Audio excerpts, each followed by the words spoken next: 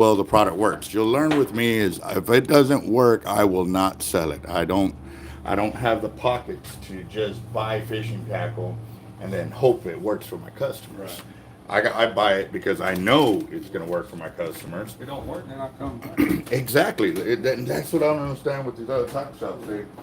They get drawn into, like, people want me to sell their tackle. I said, all right, I'll sell your tackle, but you got to send it to me for me to test out first. Exactly. And if I don't know how to work that kind of tackle, I'll get it into the right hands of people that I know how to fish.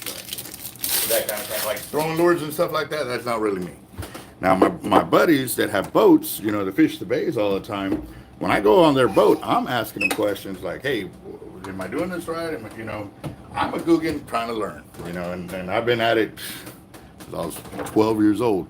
I'm still learning gear, you know what I mean? So with this braid, you can feel how smooth that is. Oh, yeah. You feel how it's not rough? Yeah, it's not rigid. Okay, the braid that you're dealing with, is it rigid? Yeah. Okay, so then more than likely it's a solid braid. And what that means is you cannot do what I'm about to show you because it doesn't allow you to. What I'm going to do is I'm going to splice the braid back into itself to create a knot. That was something else that I had discovered along the way is I'm not used to following the dynamic of, oh, you can only do this, you can only do that. When I'm the type of person to say, hey, hold on, watch my beer, let me try something. Absolutely. You know what I mean? You got to think outside the box because otherwise you're going to be limited to that box. Like you, man. So with that being said, years ago with me and my shark fishing team, one of my members asked me, he's like, hey man, how can we tie the braid straight to the spool without using tape or mono and this and that? Because we already saw where mono was stretching and we were still getting that snake-like effect. You see where the braid, goes in a snake pattern? Mm-hmm. It's because it's still bunching up on itself. Mm-hmm. What ends up happening, it gets too far too deep into your spool, because it works its way outward. Deep means toward the surface where you see it a lot more, and you start getting cutoffs. The braid embeds itself and you start getting a lot more cutoffs. Where they were saying, oh, well, you did it, it's doing this because the braid's slipping on the spool and you don't know how to grip it because a lot of these spools don't have something to tie to. Right. And since this is a smooth arbor, that's the problem, was trying to figure out how to get the braid to grip. Since it's so smooth on there, and it's not like mono where it grips because it would stretch. Well, there's zero stretch on the braid. Well, now, what I've learned to do is I wrap it, 8, 10, 12 times, and then, where's my needle pin? I'll grab them. All right, guys, what's up? I'm talking to a customer here and explaining hollow core braid.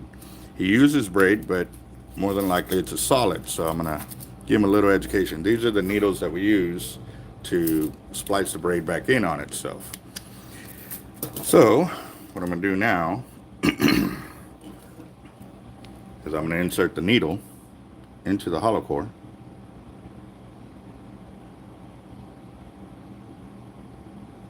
Once you get it dialed in, then it normally will just shoot straight through if it's a good braid. See how it's doing that? That's a Chinese finger trap where on one side you're doing this. Okay. Well, to make this work, once I get it inserted in here, I'm going to bring it around my main line because I need to tie this braid to that braid right there. So I'm going to take my tag end now in through there, and now I've pulled it into my line. See how it's over here now? So I'm going to cinch this down. And now it's created a loop that the Chinese finger trap is now holding. No glue, no nothing, because remember with Chinese finger, the harder you pull, the tighter it would get, but it was always toward the center or to the tips. The outer end, all you had to do is push in, and then pull your finger. Yeah, now I'm all the way through, so all that is just gripping even more. So now I don't have to tie a knot. But see, the deal with this knot is I designed it to open and close at will, because obviously with aluminum or any kind of metal, what happens when it heats up? It expands. Okay, so if you tie a knot that it doesn't allow it to expand and it just cinches down that first time, well, then it won't allow it to close. You see how it free floats on there? Because it free floats on there allows for the spool to heat up whenever you're hooked up to a fish. But as soon as, like right now, say it heated up, it's cooled back down. Okay, now tighten this, and obviously you can have a little bit of pressure over here, but you can see how loose it is. I'm gonna go real slow on this so I don't cut my hand. See how it's tightened up?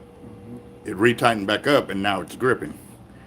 And I'm telling you, I was putting some pressure trying to hold it, but that's the thing. That's what made braid slip. It's because it would expand and it would open that knot, and since the knot wasn't designed to close back in on itself, it would slip and it would create that effect. But also because the braid and the arbor is so smooth, it does the same thing. People are trying to tie braid to the spool the way they do monofilament. Right. It doesn't work the same way. So yeah. So now, what I'm going to end up doing is I'm going to take it up. They want 500 yards as a 65, and then I'm going to top it with an 80-pound test and the red, white, and blue. So like I said, I don't know how much time you have, but this will be real interesting because for you, like right here, if I was going to come back and work on this reel, you see how I have white, I have green, I have orange. All of those are spliced in the way I spliced that one in. So now when I cast out, I have no more knots. Oh, nice. It's smooth transition. Like the only reason you're gonna know it's there is because of the color change. If I don't do the color change, if you're reeling in like this and you don't have your hands on the line, you won't even feel that it's changed. Nice. So when you cast out, no more, through your guides, slowing down, causing backlashes, ripping your guides up and stuff like that. That's a Or weak point. it is, because now every time it hits them guides, it's just weakening that knot. So, oh yeah. But like I said, I can set you up on those swivels, guys. Would you like to watch this, or you got to run? Yeah, I gotta run. Okay. I gotta be on the water. Okay. I do wanna watch it, but I gotta all the way to Port. Still get the boat. Go to Port. Well, what you can do, I'm live on my channel right Okay. now. So you can actually go to Team Heart Life YouTube. I'll go see that video and you'll see it. Gotcha. I got you right here. All right. So these So those gonna be. No, I got the bigger ones like the size you got there, but I don't know if I need them.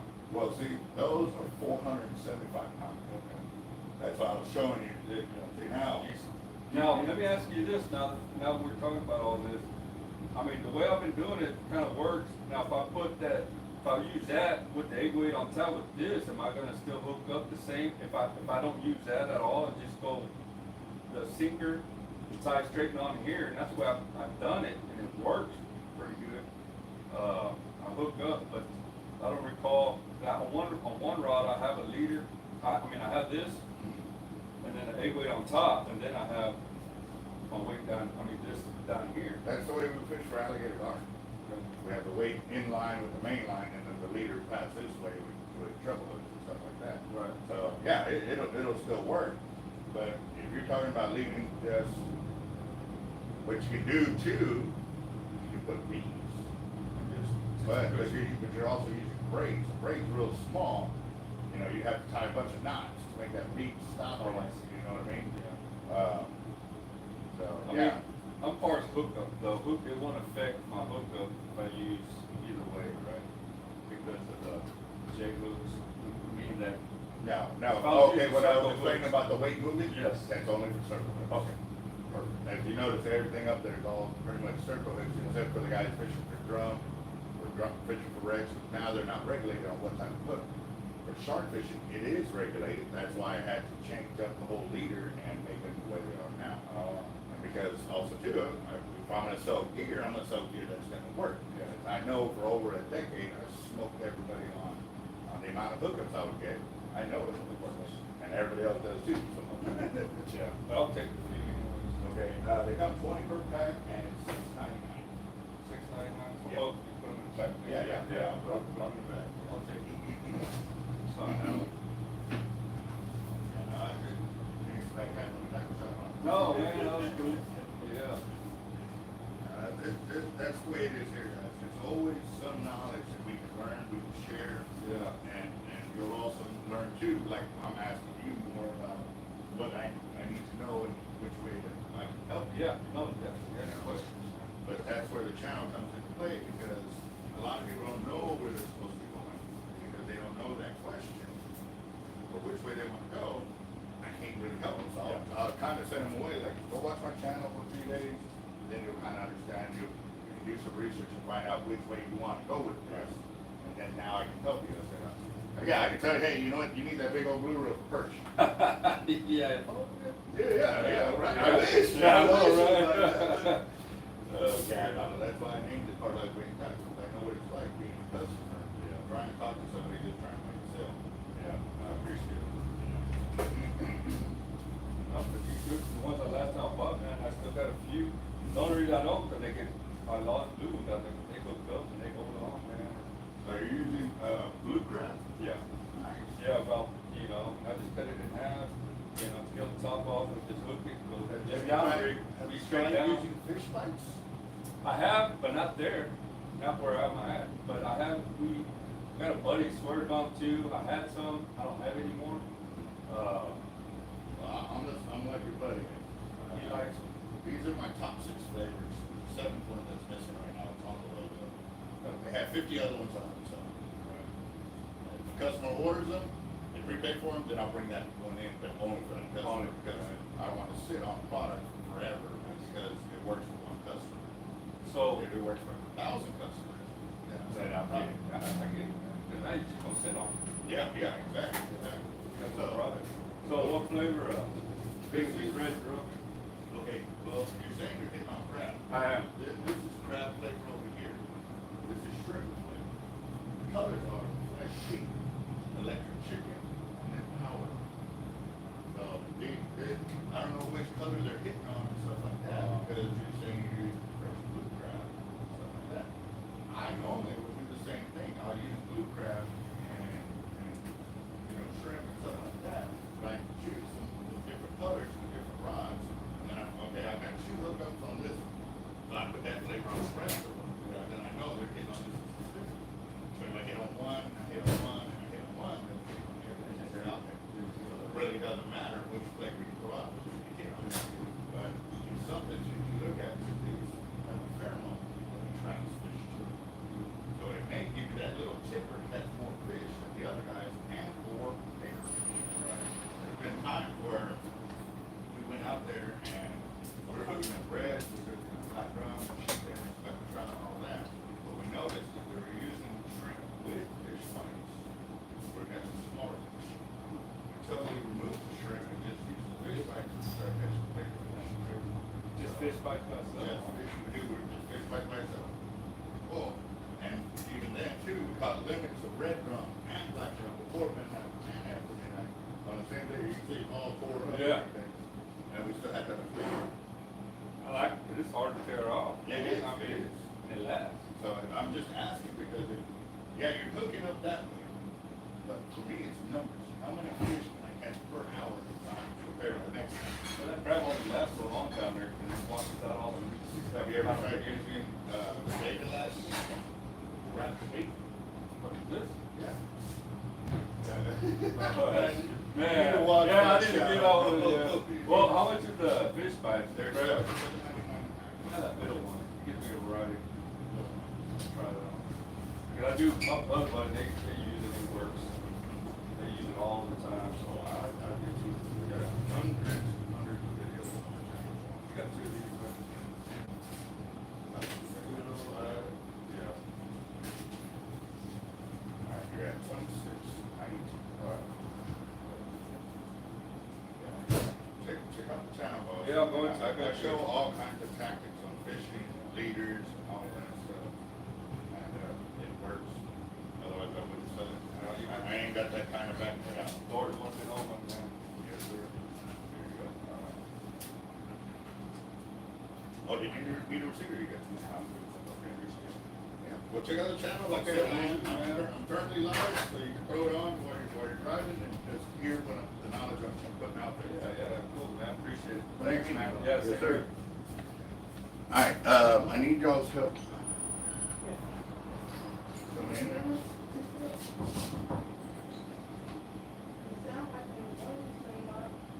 Somebody in here?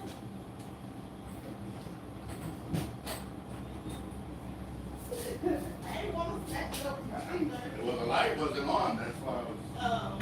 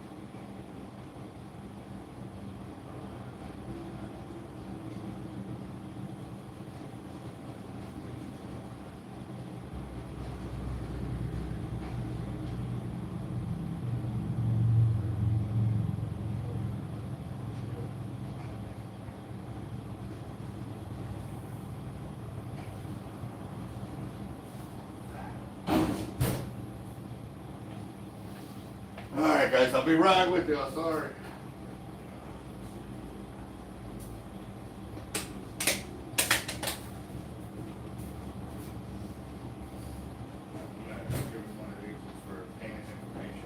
Non-narcotic.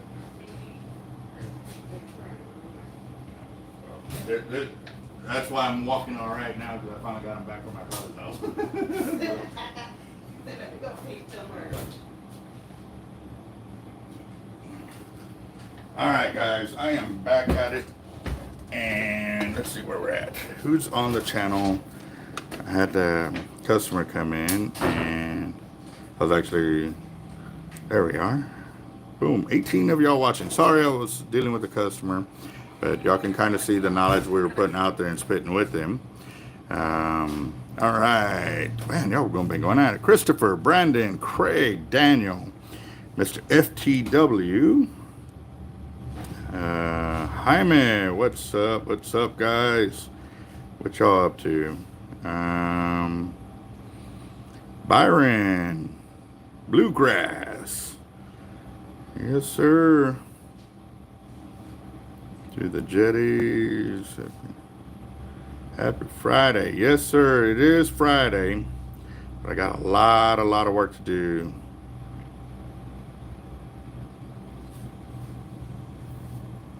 Dang. Oh, so they were hitting at the hottest part of the day. That's a new one, because normally when I go fishing, 12 to 3 is normally the dead zone. It's crazy.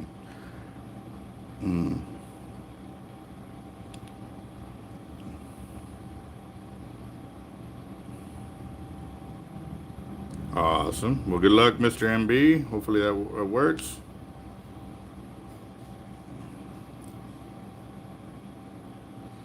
Let's see. All right.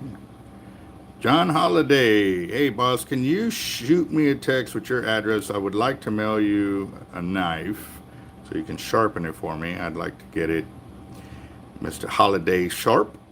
So, man, and I I was watching a few of your videos this morning because I was sitting here waiting for something to come through with a customer. And while I was doing that, man, you got some pretty interesting videos, man. Nice. I like it. So, all right, guys. So for this, we're spooling it up. We're getting these guys ready for Sharkathon. The deal is, though, they are needing to be spooled up. They're going to be shipped out to the customer. And as y'all can tell at the very beginning of the video, the needles that we got in, already putting them to use because we were completely out ourselves. But now, let's make sure this is...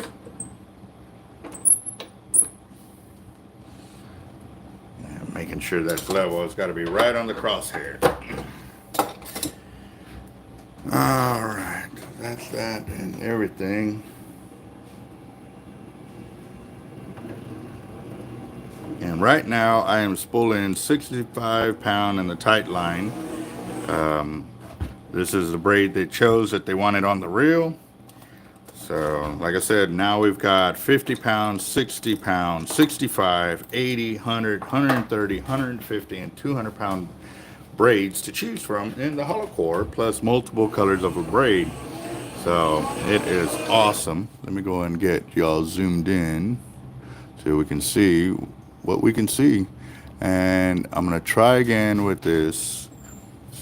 Okay, it finally died. I had to leave it on because it wouldn't turn off by itself on the microscope. So I'm going to plug it in today and see if it works. So it's charging right now. I'm going to give it a little bit. I'm going to try that to get that back on there, and hopefully we are set.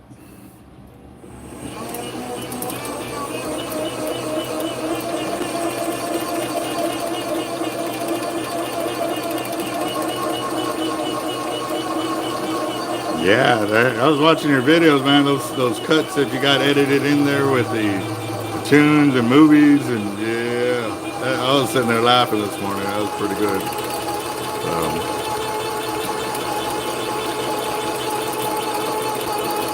Oh, I felt a little bump. Let's see what that is.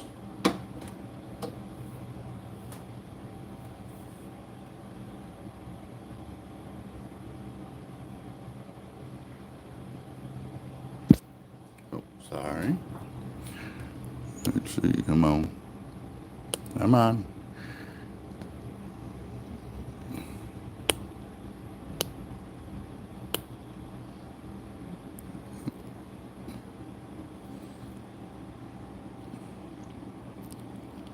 Okay, try this one. There it goes.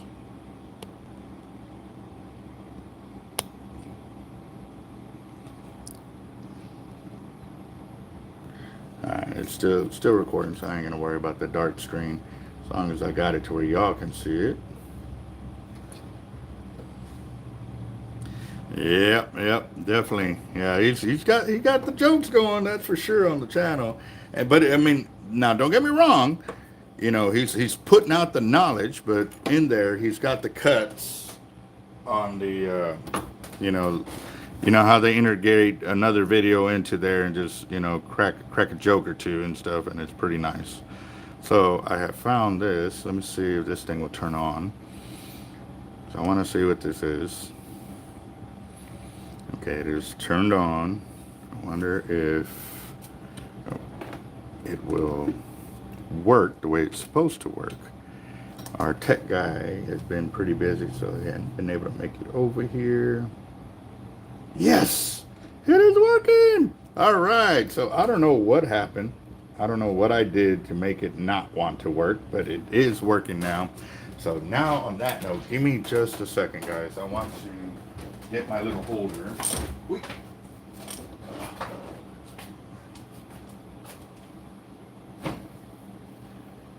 That would have not been nice.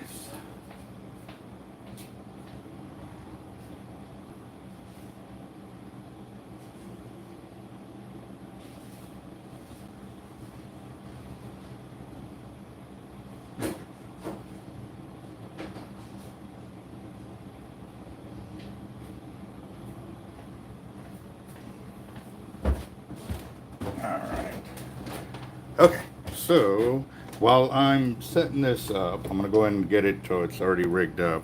I found a little something here on the braid, and I got to remind you guys, if y'all are new to my channel, you're going to learn that I've got real sensitive fingers. Like when I am spooling something, I keep my fingers on the braid the whole time, and as it's going through, I feel things. And when I feel things, I stop and I investigate. However, before my buddy Jeffrey came up to my shop, I was just kind of assuming.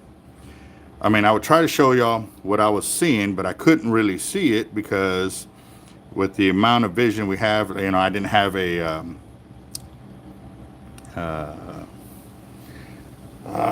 with the glass that you can look through to blow it up. I'm brain dead right now, guys. I've not had my coffee. But I feel things, and I feel these little bumps or whatever it may be, or little roughness. And so now he brought in a microscope for us to test out and show. And what I'm going to do is I'm going to put this on here and tape it there so it can keep in place, because otherwise, as you can tell, it wants to move, and I don't need it to be moving while I'm trying to work the microscope. So that is part of the braid right there. And like I said, it's almost nothing. I don't think it, what I think it is there's a piece of thread that is just stuck in the braid right now. And if I pull it out, it'll be fine. A lot of times, what you got to realize is when they're weaving hollow core braid or any kind of braid, the environment in which they do it, you know, if they have a sealed off environment, kind of like, you know, a clean room, then they don't have to worry about small debris and stuff like that getting sucked up in there. But even in a clean room, it's got to have a ventilation to suck up anything that you may follow with you. You don't realize how much debris is in the air that you're breathing, that your nose hairs filter out before it actually gets in there. And so that I'm totally game. Yeah, payment, yes, always game for payment, bro. I mean, that's kind of a most definite answer right there. So what I'm doing right now is I'm going to find, okay, I found the hollow core, and I'm gonna put y'all down here, show y'all another angle so y'all can see the computer that I'm dealing with. Let me flip this real quick. Oh, that's what I need to do too. Hold on real quick, guys. The phone is heating up real fast because I've got it in the case. Let me take it out of the case. And actually too, hold on. I might cut out. So I'm back. I was just making sure everything I didn't have on there was off. Okay, so there's the microscope, and now you can kind of see what I am working with here. Give me a second, let me handle this just right. And there's the braid underneath the microscope right now, still connected to the reel, but now I can kind of see what is going on here. We working with Jeff has given us a lot more insight to what we're seeing in the braid, and already you can kind of see something right there. But what I'm going to do now is move it over. Oh, look, yeah, you can kind of see a few things in there. Let me see this real quick.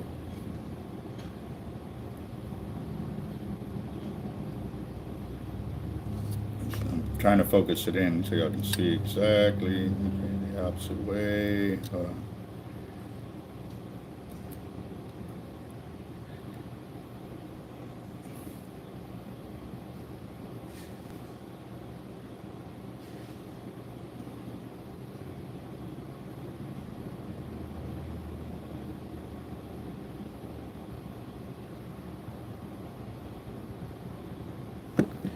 And actually, too, I want to.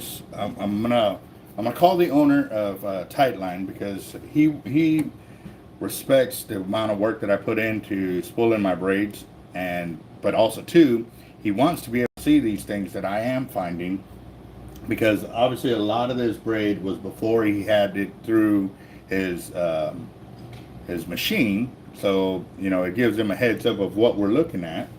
And awesome. Okay. Oscar, what's up, guys? Drew, how y'all doing? Okay, so give me a second. I'm gonna shoot him a text if he is available. I know his kids have been sick, so he's been kind of in and out of the hospital with them. So if we don't hear back from him, it's cool, but at least he'll be able to come back and see this video and go from there. And then my worker in the back, you can hear him on the jackhammer, which is awesome. He showed up early, which is great. It's what we need.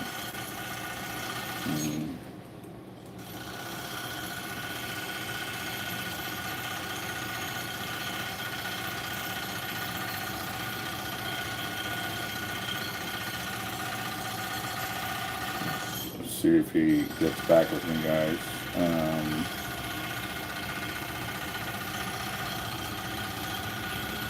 Yeah, and real quick, while you're on here, John Holiday, because I know there's going to be a few other Johns in there. I did notice that every time you would flip the knife, once you did your crosshatch on it, you'd flip the knife and flip it and flip it and flip it. I got to ask on that. I know that when we were kind of taught a little bit of how to sharpen knives, they say, you do 10 times on one side, you do 10 times on the other. But I notice you do it one and one all the way through. Is that so that way if you get drawn away, or is that the way that you've seen works better than doing 10 on one side, then 10 on the other, and then 10 back? You know what I mean? Oh man, all right, Oscar. Well, did it produce anything? I hope so. Okay, guys, so right now, let me get my pin so I can. So right here, we are seeing something in the braid. It looks like it's wrapped around there, and then another portion that's wrapped around here, which I don't know. I'd like to see if I can get it a little closer. Let me do this. Let me get the microscope closer to it. See if we can get a better angle.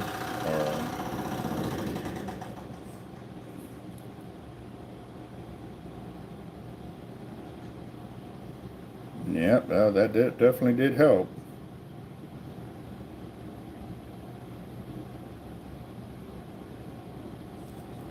All right, so right there.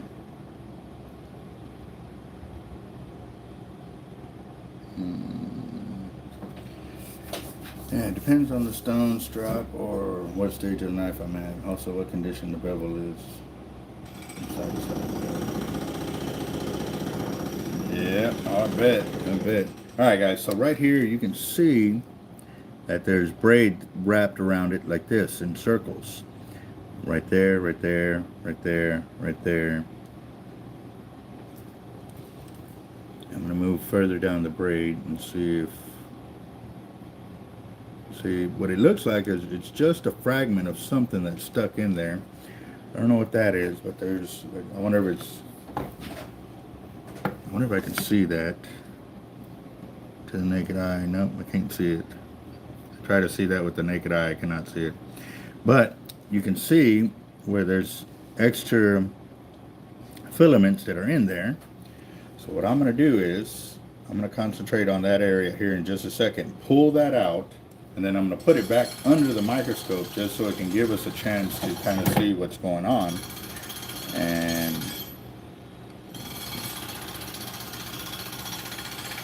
yeah, but see, that's what I felt, guys. You know, that's how sensitive my fingers are when I'm spooling, and it doesn't take much, guys. Like a lot of people say that it takes time. Yeah, it does. It's like everything else, you know. I don't know if I doubt it's broke internally, but I will find out. A lot of times, like I say, these extra filaments that are floating through the air get trapped in there, and or say the end of one of their machines, the little spools broke off. Well, maybe a little piece went flying, and then it finally landed back onto where the spools are lining up, and that's how it got trapped in there and got set like that. So what I'm going to go ahead and do real quick, guys, is I'm going to pull that out. I wish I could do it under the microscope, but the only deal is, I'm going to show you my problem, guys. Oh, okay. So the problem is with this system. Okay, so right there you can see the two braids. The one on top is 80-pound diamond hollow core. The one on bottom is tight line hollow core. And actually, this is a pretty cool video too, right here. Let me set this back down. I didn't think I was gonna get this, but I got it. Okay, let me make sure I'm at the cleanest. Okay, awesome. How you doing, boss? All right, sir. Have a good day, man. You too, boss. All right, so remember how I was explaining too, the diamond braid was real tight woven? What I mean is, you see this downward angle here? You how it's almost like this. It's almost perpendicular, you know, to the braid. That means that braid barely opens up. If you go back through my live videos, you'll see where the hollow core, this hollow core, the diamond, when it comes over the needle, it barely opens up anything. And the reason being is because the braid is already so tight. However, you see the tight line where the weave is almost straight across like this compared to like this. That means the line is longer this way.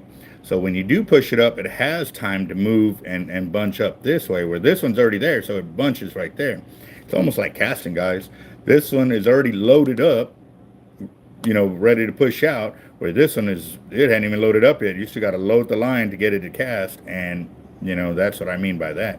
So this, man, that was something I was trying to do too. I didn't think it was going to happen, but man, it happened. Awesome. So yes.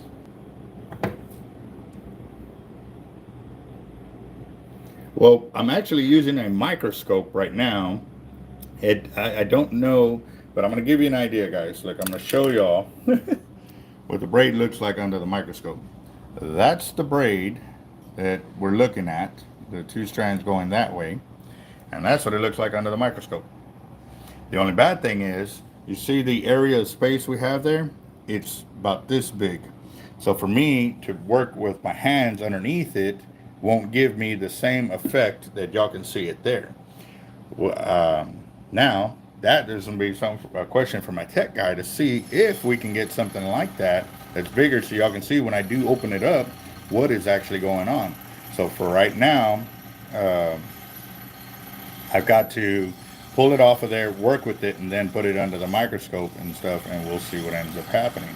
But while I do that, I'll let y'all see. I'm going to open it up on camera up here on the top end, so y'all can check that out. And excuse me, guys, I am here alone today. Right now, Jeff hasn't walked in. Give me a second.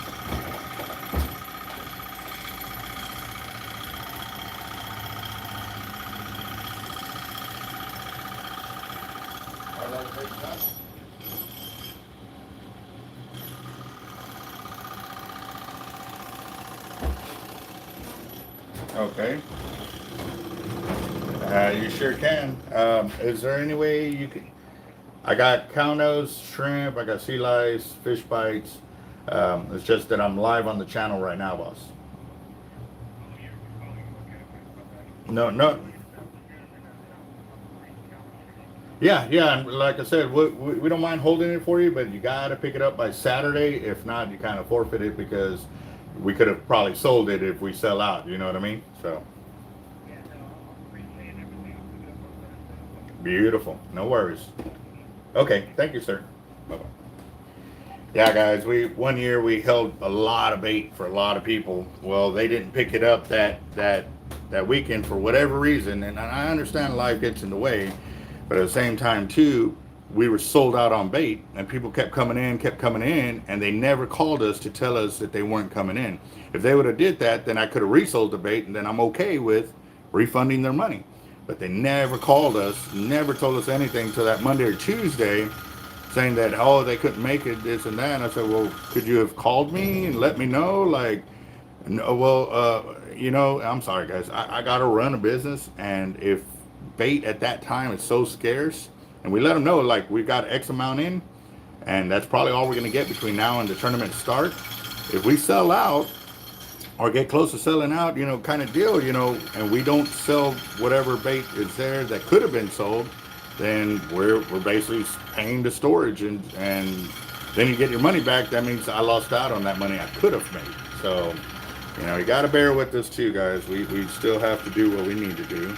But, okay, that's why it keeps hurting. I forgot that I cut myself there and I stitched myself up. Well, I was bending wires the last several days, and it was tender, and I was like, man, what's going on? And I totally forgot it still hasn't healed yet. Okay, so now, real quick, I'm going to pull that braid off my little ruler here, and I'm going to see about that little section. This way.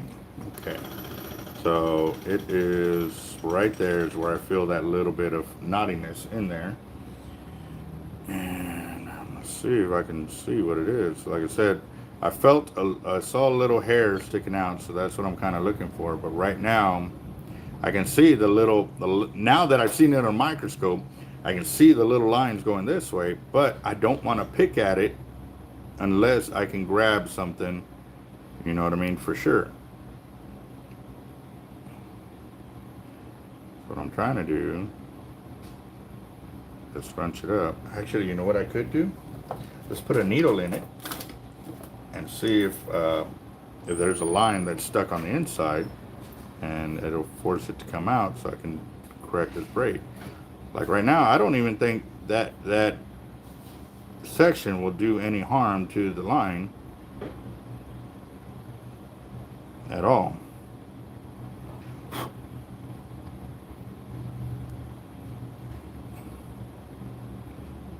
See what I'm saying? See how it opens up real nice?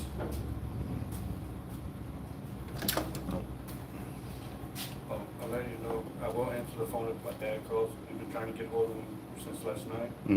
He hasn't called because we just found out my uncle passed away. Oh, wow. So we've been trying to call him. He's not answering. So if he calls, I'll be answering the phone. Yeah. Just letting you know. Yeah, just come and let me know, Yeah. that way. Well, like I said, if you see me answer the phone, I'm letting you know why. Awesome. Thank you, sir. All right, guys. So I don't even see it. Like, I really don't. You know what? And now that it's like this, I'm going to put it under the microscope again, just because y'all will be able to see what I'm talking about. Give me a second. Let me put that back under the scope. And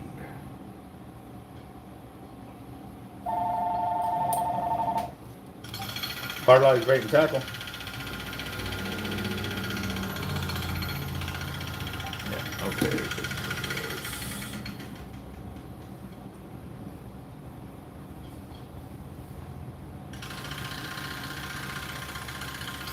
Awesome. Okay, so now I'm going to put it back under the scope. And we're going to see what it... Oh! I'm sorry, guys. I kind of let it out of the bag. It looks sweet under the scope. Give me a second. Okay, we'll go this way. I'm trying to line it up before I get y'all down here, so wow. Wow. Alright. Next level hard life right there, guys.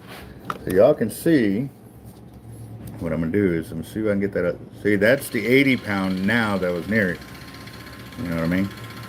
But you can see that I got the needle under it. Let me see if I can clear up the viewpoint. Oh, look at that. So now you can see the needle in there. Oh, yes. That was something else, too, that I was talking with Jeff at Tightline. He was saying that when these individual strands are made, and that might be one of them right there. See that little kind of a burn mark right there? These individual fibers, they're made, you know, so long, and then they come to an end. Well, when they come to an end, what they do is they melt them together and create a longer line. Because when they get those 10,000 yard spools or what have you, that's what's happening is they're able to splice them in. However, it's so minute, you don't feel that. But we are seeing it under the microscope here, and there you can see some line there and line there. And I do want to shout out to Tightline Braid for giving us this opportunity. Well, not really giving it to us, but knowing that we're going to put their braid under the microscope and are totally wanting it, because they know that we are putting their braid to the test beyond any other tackle shop in the world. I'm pretty positive I can say that. I haven't seen any shop breaking down the braid the way we are breaking it down, and you know, explain it on a microscopic level. I mean, you can see the individual strands coming in.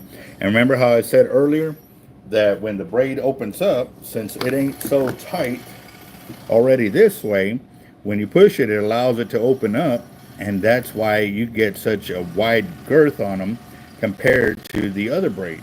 So, you know what? I'm gonna do that real quick. While I'm here, let me insert a needle into this one, and that way y'all can see what I'm talking about on that level. Man, this is exciting. I don't know about y'all, but I'm changing up this Friday to be excellent. So, look over here, freaking crazy. That's the Cortland under the microscope in the needle. So what I'm going to do is I'm going to open up the diamond and show why or how it's so tight compared.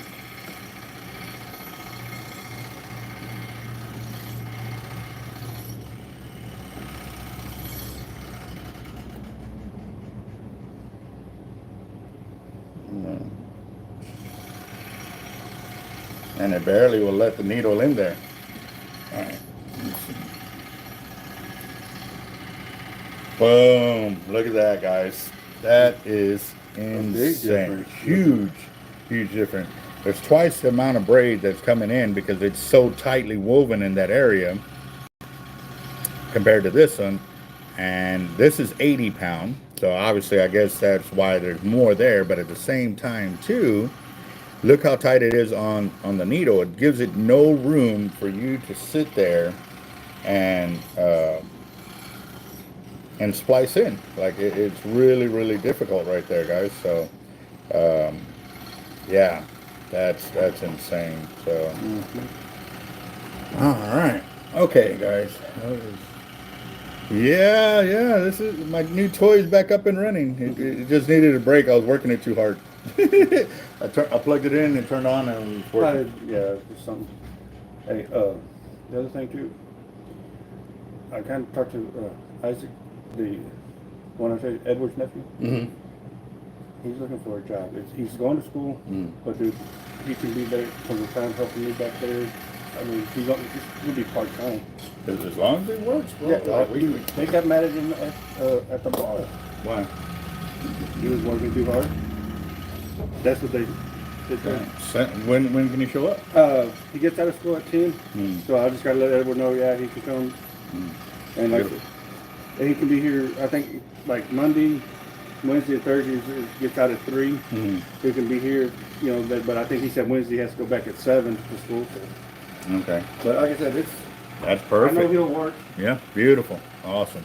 All right, guys. So now that I got this blown up, you can see where the needle went in. And now that it's gone through, I can see all that extraness. And there's that line that I'm talking about. This is probably the part of the little bump area that I felt. So let me see if I can clean that out and go from there. This is gonna be a super long spooling video, but right there too, guys, let me show you this. Right, let me get it back on this. Need a little bit sturdier of a stand, but it is coming.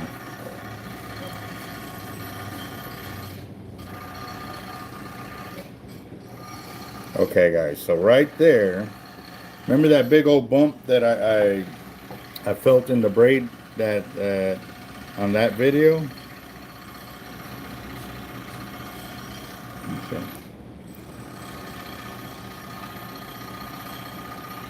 So that shows you right there, guys, how tight it is over here on this side.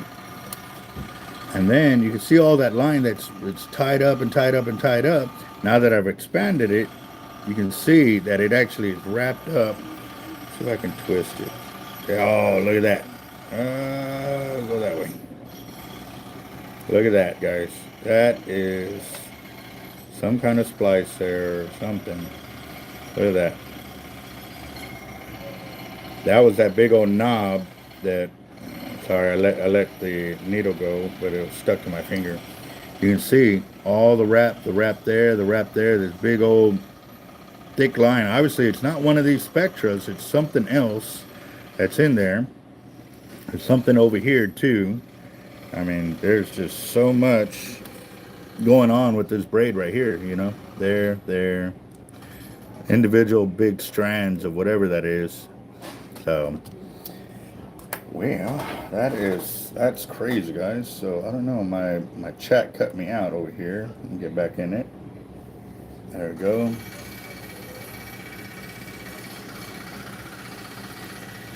Yeah, that it does. It does look like some bird nests in places.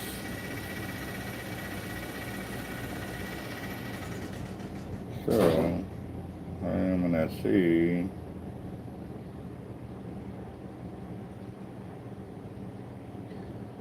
Like I said, I'm looking through the braid here to the naked eye, and I don't see even anything sticking out. Obviously, we can see it under the microscope.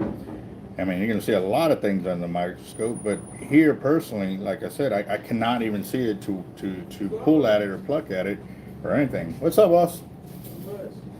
Day late, bro. Day late. You said you were going to the shop yesterday. I was like, All right. Well, Jeff can give you a hand, bro. I'm live on the channel right now. Hey, check out the hollow core.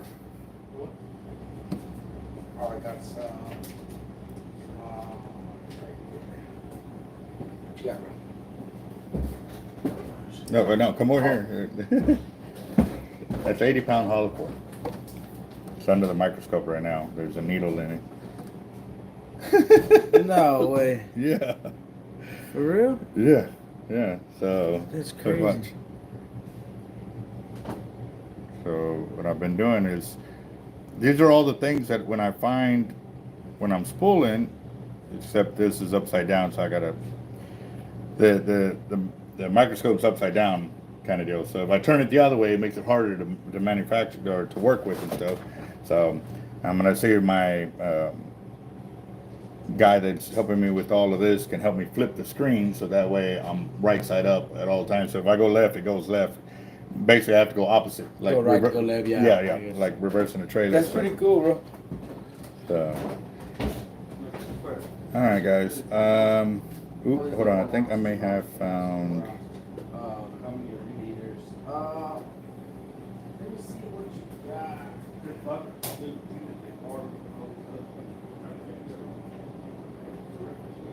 And I can. I'm telling you the truth, guys. I cannot see it. I'm looking over here, and let me show you that now that y'all seen it on camera. Obviously, there's something there. Man, this camera's super hot right now, and I think it has a lot to do with. Hold on, real quick. Let me get this fan over here because I don't want it to cut out in the middle of the video.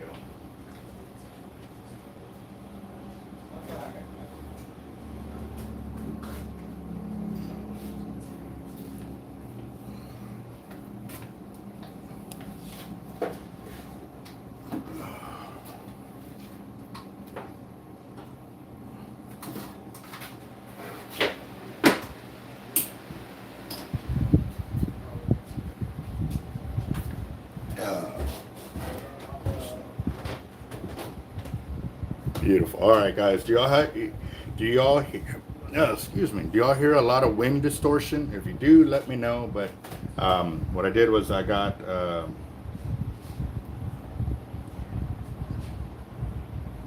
Yeah, no, that is something we're planning on doing, to do some stress testing on these areas like this. But the area that I had under the microscope just a little while ago, I'm showing y'all that I'm looking at. Oh, you know what? I just now saw it. Right there, that little hair sticking out.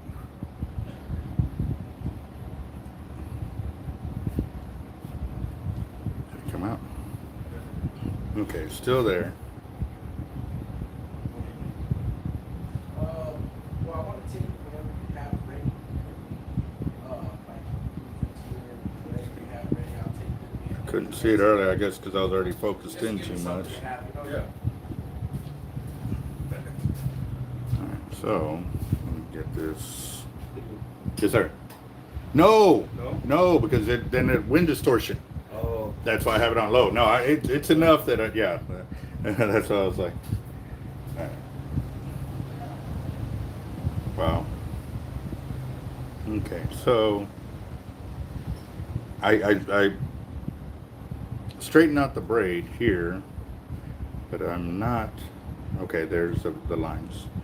See, even though I had them pulled out already, I straightened it out, but I think what it is it might be, yeah, it might be stretched out portions of the spectra inside. So what I'm going to do, I'm going to cut out this section just so we can do some testing later, and I'm going to cut out a good foot and go from there. So I'm going to save this because we already saw that, just so I can further investigate it. We're gonna have a lot of fun later on. Now that my camera's back up and running, and I'm gonna go ahead and splice it. All right.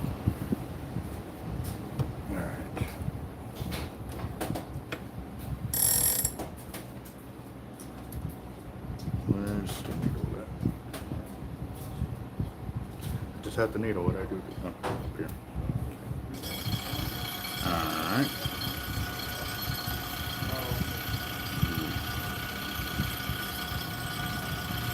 Sure.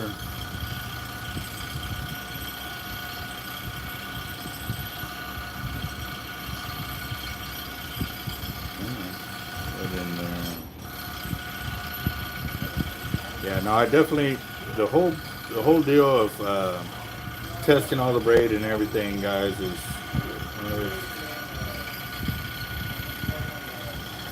cool deal. Okay, cool. Thank you for that, CJ. So we are good to go. I'm gonna go ahead and splice in here. Add this so we can keep going. I'm having a little too much fun with that area. And I found something else. Let's see. I know we're still on a time restraint today too. I gotta go make some deliveries, gotta be back by certain times. I cut payroll and all of that.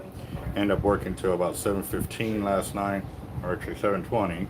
Oh yeah. And then when I attempted to leave here, I had my truck on the side of the building.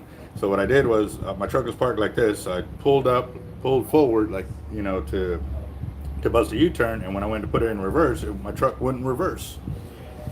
And I was thinking though, where so I was like, oh my God, the linkage, or I didn't really know what to think until Daniel, one of my workers, was actually out there with me, and he, was saying maybe it's the linkage, or, you know, did my tranny finally crap out on me? I mean, a whole bunch of things were started running through my head. So I called my little brother, and he goes, "I got to come save you." I said, "Yeah, you do." He goes, "Well, I'm on my way." And so Daniel was there keeping me company. I was like, "I need a beer." So he ran to the store, got me a beer, and got him a drink too and stuff. He don't drink, but soda's still pretty good.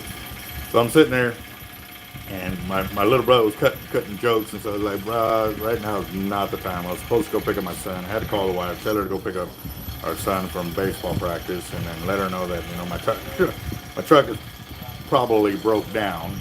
So yeah, yesterday was not cool. He shows up. He shows up pretty quick, and he starts going through the function checks, looking for the cable and stuff like that, or the linkage.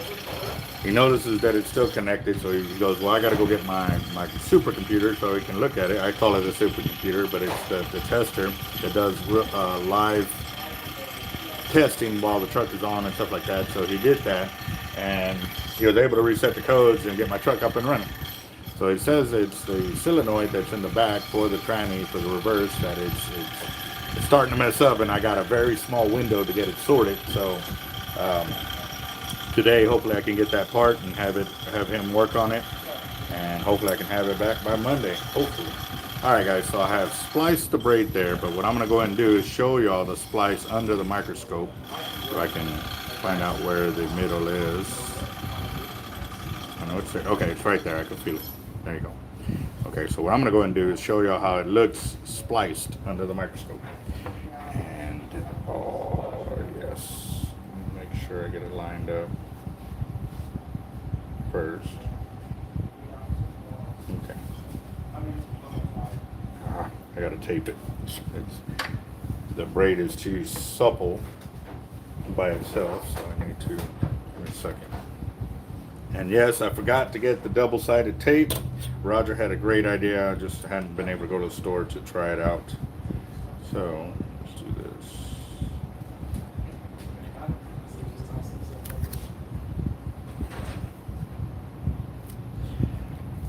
See, the only time you got to worry about me, though, is when I start answering myself.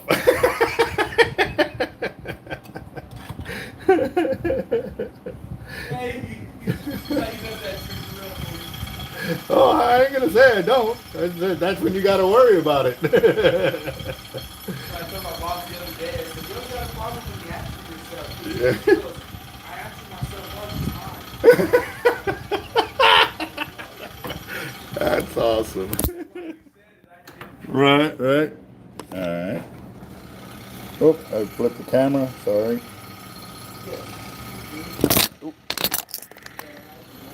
Alright guys, so there is my splice right there, guys. Okay, you can see the braid come in this way, and then the weave opens up, and you can see it coming in right there. And then this one is right there. Let's see if I can. Oh, I can't turn it. I got it taped down, but let's see. And you can see it right there as I'm tightening it. It lines up and it gets it right there.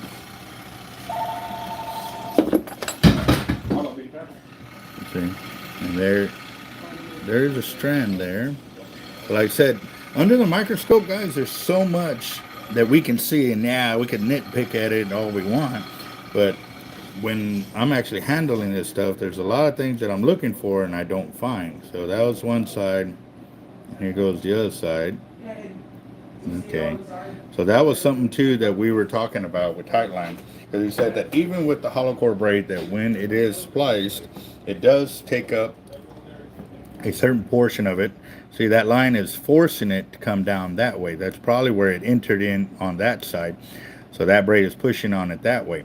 So with this stuff, there's still where it shows that it could be weakened, but I've talked to a bunch of companies, and they're talking about when they actually splice in, that it actually increases at 110%. It's up to 110% of the breaking strength because now you got the inner core and the outer core working at the same time in that area.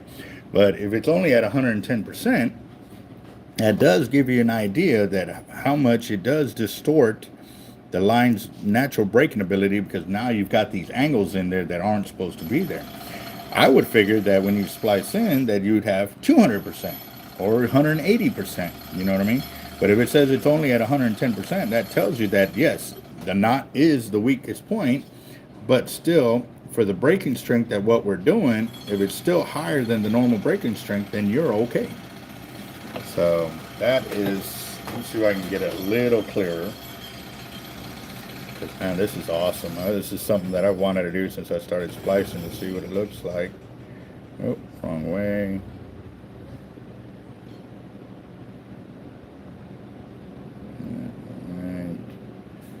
Right there, it's about where it's at, right there. So there's the hollow core splice, guys, under a microscope. Obviously, I'm willing to bet when I start still trying to, because also too, that's one of the main things I tell y'all when y'all do a hollow core splice, to take out any slack. So by working it that way and working it that way, more than likely that will get taken out and you won't even see it. So this is kind of a little rush job of getting it under the microscope, and that's probably why it looks like that. But let me go and get this out of here. But yes, I'm yeah, having a lot of fun with my toy again. It's up and running. But yeah, all right. Like I said, I'm gonna go ahead and find that spot again. And what I was talking about soaking it up is moving the braid out that way, as you see me doing.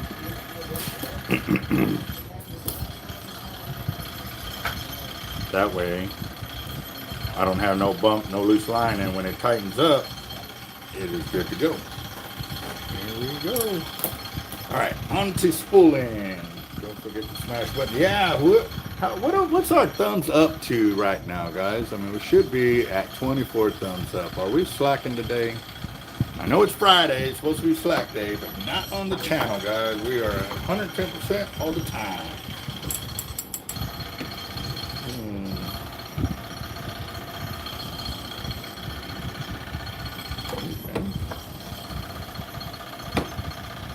Neverland.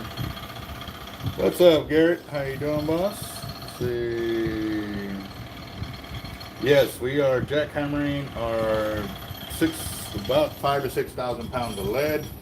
That's what I was doing for the last couple of days. Today was the first day that I didn't do it because I started on this spooling, and then my worker showed up on time, or early should I say, not on time but early. So he was able to get on it and stuff like that. Hold on real quick, guys. All right, boss.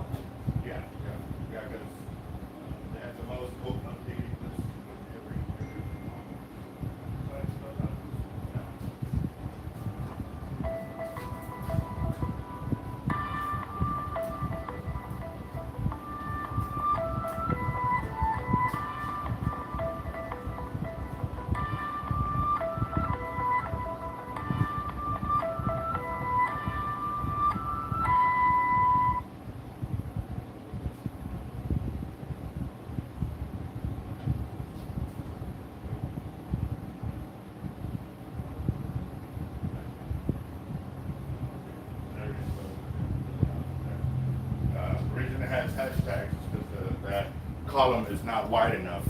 You just gotta expand it. All right, guys. So water is flat right now. It feels like the camera moving. All right.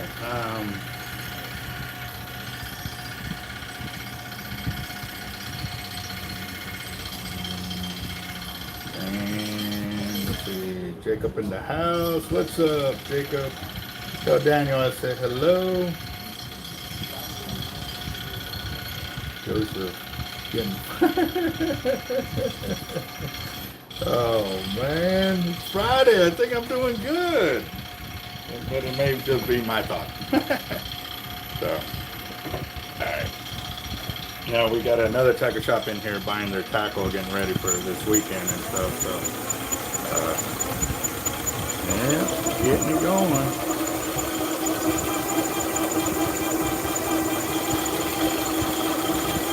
But too, one of the things that I was talking with Jeff over at Tightline about the braid and the machines that he's got coming in, I was like, oh man, that sounds like a challenge, guys. Like, to me, you know, I feel like Paul Bunyan against the jackhammer machine to nail it in, and he ends up beating the jackhammer machine, putting in the nails. And so once he gets it all set up and rocking and rolling, I'm actually going to go over there and we're going to go toe-to-toe, me against the machine, and we're going to see who puts out a better product. But also timing is everything too. So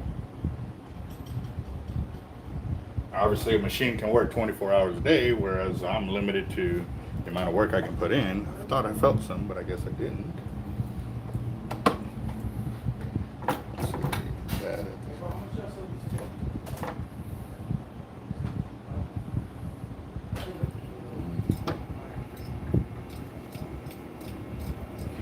Yes, sir, they will. Now, I do have to warn you, depending on which avets you get for freshwater fishing, it's going to be totally unfair to the fish because they won't be able to fight them.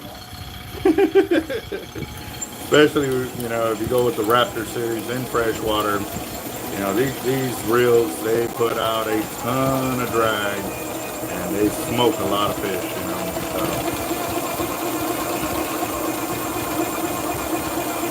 Yes, sir. We are jackhammering lead in the back. Reason being, because I don't have a forklift to get it off the trailer to smelt it down with our cherry burner. So we are doing what we can to get it off in pieces, to get it into our back shop so we can continue making weights. Because right now, like I said, our goal is to make over 1,000 surf weights by Monday or Tuesday. And hold on real quick. Hello? Yes, sir. Yeah.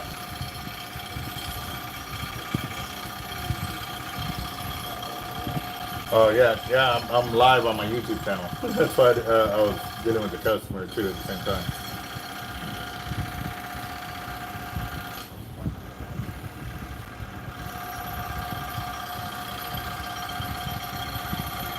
Yeah.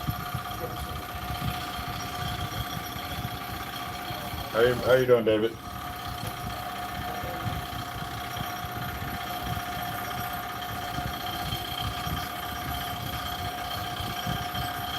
Yeah, we've been here since 8 o'clock.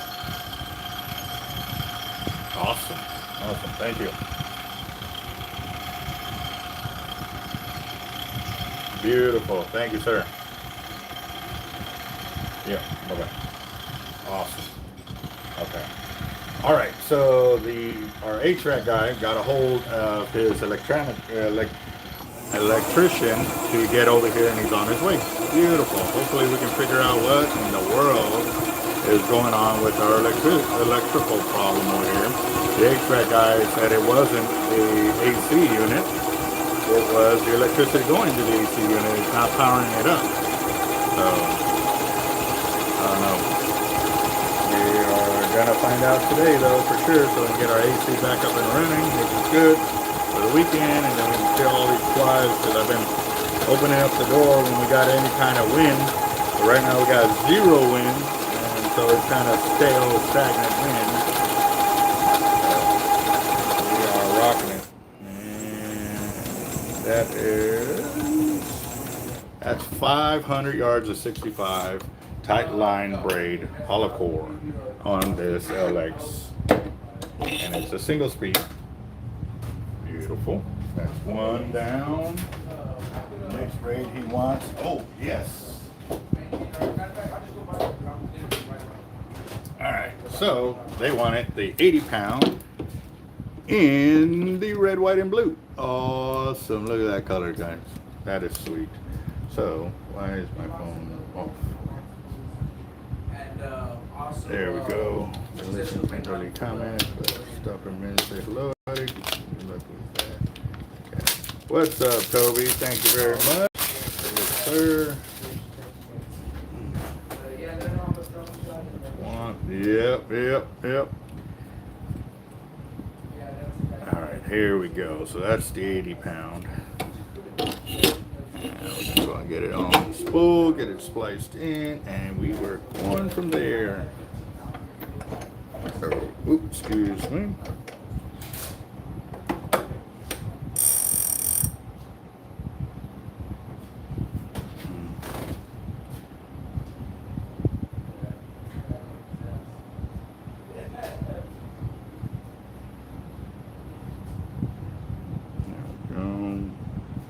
Splicing on nice. This is a 65, guys. And now I'm gonna attach my 80-pound going there. Why is that? Okay. Yes, sir. Yep. The original Patriot line came from me talking with Jerry Brown, and what they did was every 10 yards they changed the color, which was nice because it looked red, white, and blue on there this way, like that. But this one, they have actually interwoven the braid red, white, and blue on there, and it looks very, very nice. Yep, this one is made by Tightline Braid, and it's their 12 strand. So.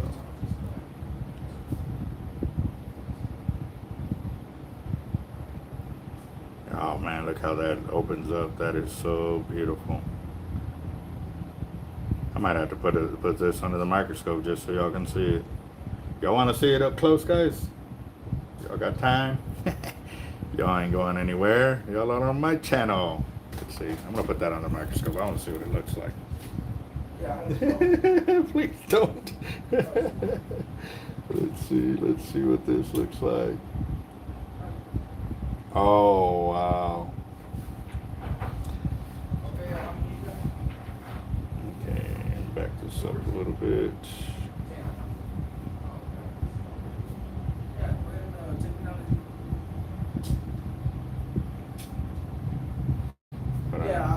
Focus it in. Alright guys, I'm gonna give you a little sneak peek of what the braid looks like. Wow. That is pretty line right there. Look at that. Red, white, and blue. That is pretty sick. So you can also see their color pattern too, how they did it. They got 2 strands of red, 2 strands of blue, and white, right? And then the opposite way, they got 2 strands of white, 1 strand of blue, 1 strand of red. Wow, nice pattern. Nice pattern. So, and this is gonna be cool because they got other color combinations and stuff like that. So man, we'll be able to see how man, that is beautiful. Awesome. So I'm going to get back to this real quick.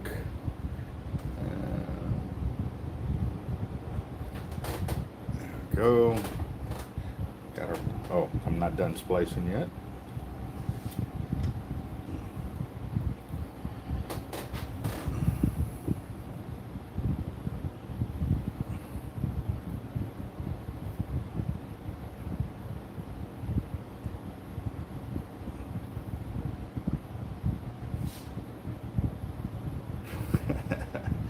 braid looks so awesome.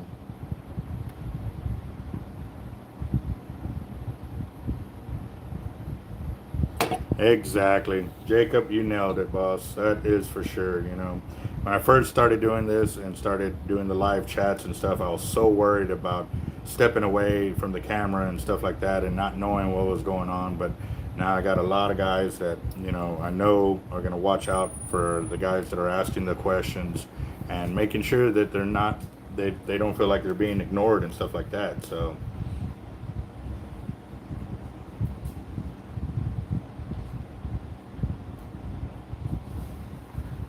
what is that? It is total junk.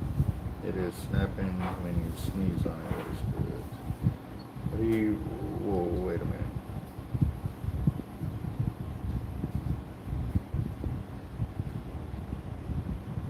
Huh. Actually, they got some of the braid like that. They do. I've seen it. They even have it with orange, too. So, yeah. What is that? It's total junk and it's snapping when you sneeze on it. Good. I don't want it. John Holiday trying to convince himself he doesn't want the braid. Oh man, it took a second. I was lost there for a second, no doubt. But oh, look how it's already looking on the spool, guys. That is beautiful. So right now we are spooling on 80-pound tight line 12 strand onto the 65 pound of tight line 12 strand. Yeah. It took me a second to catch on, John. I was like, no, okay, I got it. Yeah, I'm with you, boss. Hold on, this spool is annoying me. It needs a single spacer, and do I have a single spacer? I think I do, right there. If it's not this one, it'll be the other one. Yep, it is the other one. Where's the other one at?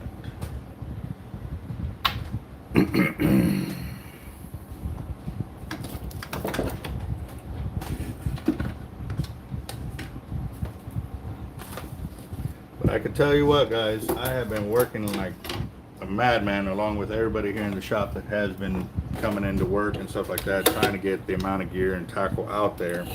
So big shout out to my crew here that has been putting in the due diligence to make sure the tackle is ready for y'all. And for those of y'all that have been real patient with us, because yeah, we do sometimes get a little sidetracked and caught up with everything we got going on. We will admit we do drop the ball, but we do our best to make up for it and get y'all taken care of. And I'm missing one. I'm missing one of our spacers that's like this, but it's a bit thinner. I'm willing to bet it's stuck in a spool that we had already spooled up. It didn't get taken out, so I gotta find that specific spool. And get it off of it. Yeah, it's somewhere here. I know it is. There it is. Like I said, I just got to find the specific spool it was on. And now I can add it to this one. Alright, cool. Got that. Back on track. Let's see.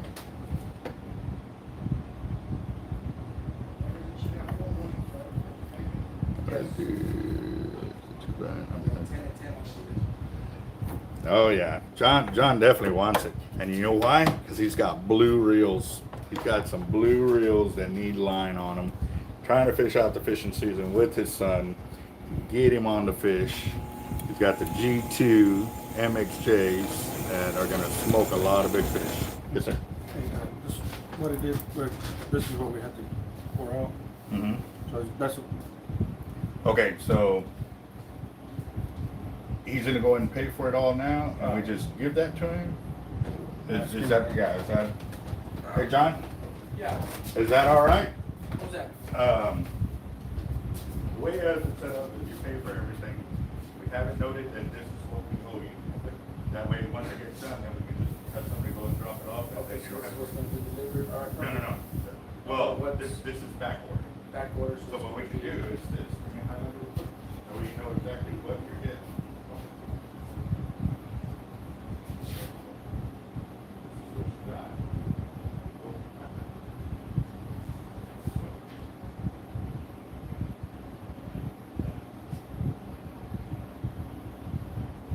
Okay, those are the ones you got. This is what's on back order. Well, you got half of them. You got 5. Do What? Because, yeah, this is all I got here. so right over here. It says 10. Oh, my bad. So it should But be it 10. says 10 on what, 4 ounce pyramid, 3 ounce pyramid. So it should be 10 over here, right? yeah. So what? Go ahead and fix it over there on the paper.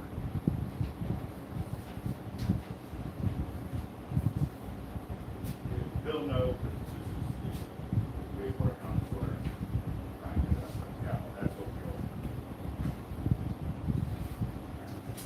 Alright, so there you go. Yes, pyramids. Okay. Alright guys, I'm back. Little technical difficulty with the invoicing, but we are good. So. Oh man, and then when they reel it in, it almost looks pinkish purple. That is beautiful.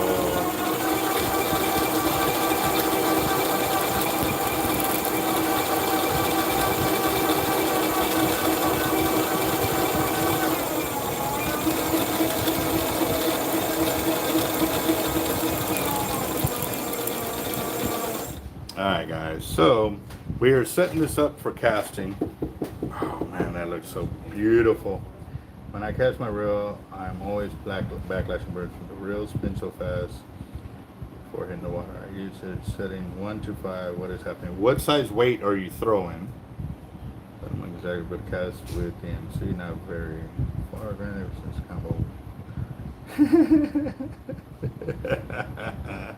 That is awesome. But hey, it's cool that he's practicing now, because just imagine as he grows with that rotten reel combo, so will his strength and everything else, and then soon he'll be stupid cast and distance and stuff like that.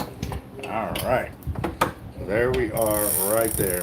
We got 500 yards of 65, 200 yards of 80 on top. So yep, they originally were trying to get 750 yards, but when I ran through the numbers and quoted them out, I quoted them out for 700 yards because I knew that that's all we could get on there. Now if we did 50 pound and 80 pound, we more than likely would have got that 750 yards, but they wanted this color combination, so we got it for them, and I went off of that to create the invoicing for it and stuff. So Hey, what's up, Kevin? is the Top Shot splice a knot catching on the guy that's going up? No, it does not. Oh, let's see.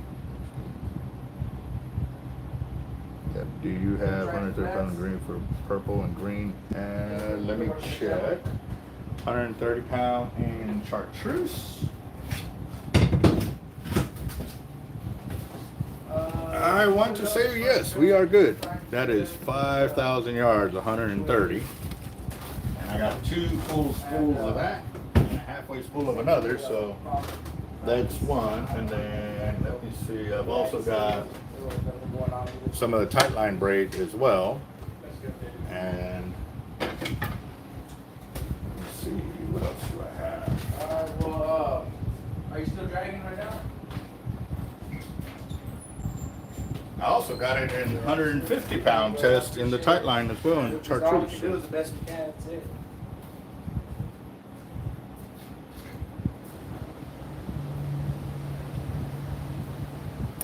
Yeah, I know. Okay, so on Okay. Drew, is there any way you can do a video of you casting your gear? Because obviously you're not here.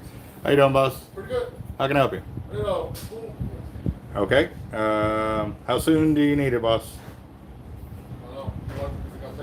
Well, it's a good question because I've got 4 reels ahead of you, but these guys are going to pick them up later. That's why I'm asking you, how soon do you need it? I can pick it up later too, to dump it off. Okay, yeah, that'll work. Give me just a second. That's fine. Hold on, guys. Be right back.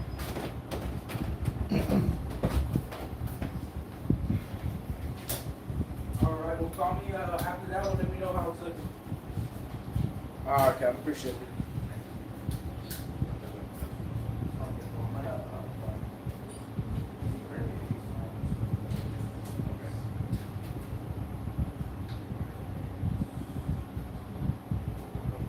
Alright, well, so each of you can fill this out for me. Name, phone number, and the type of reel it is. Name, phone number, description of the reel, what you want me to do to it, and then I'm live on the channel. I don't want to ask you these questions. Oh, no, You it's know what I fine. mean? Is that all you needed, boss? What color you got in 30/40s? Braid or mono? Braid. 40 pounds. Ooh, good question. I've got.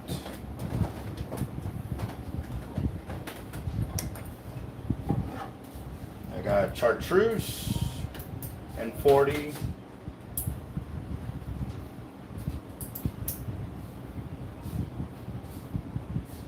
I think that's all I have in 40 right now. And I also have 50 and 65. 40, 50, 65, and 60 pounds.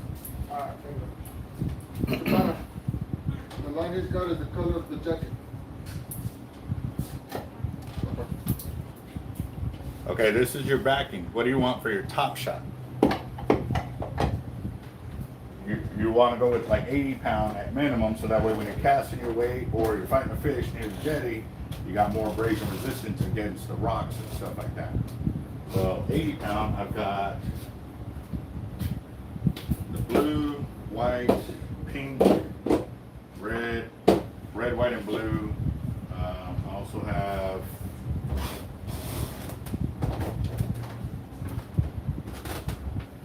chartreuse. Like, I still got the other green, so we can top it with green, but normally I encourage people to go with a different color on top, just so they know when they're in their top shot, you know what I mean, that they can add more drag to it.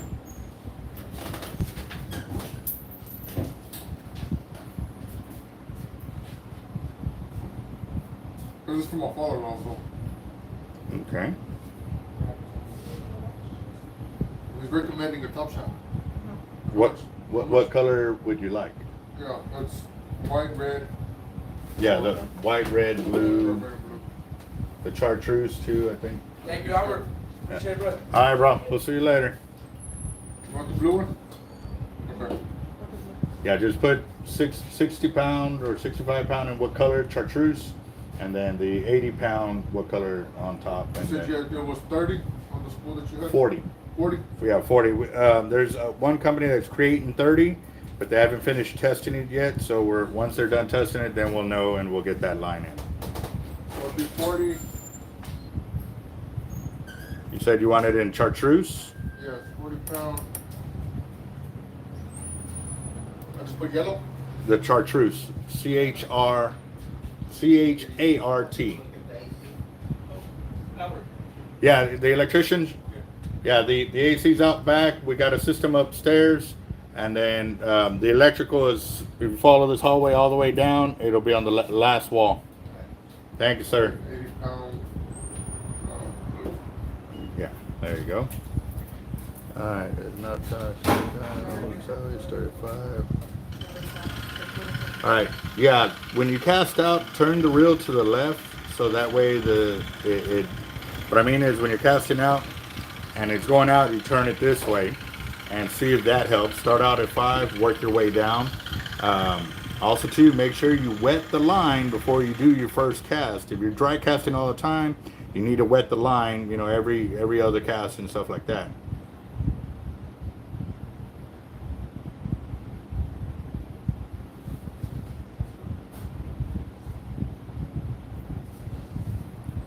Okay.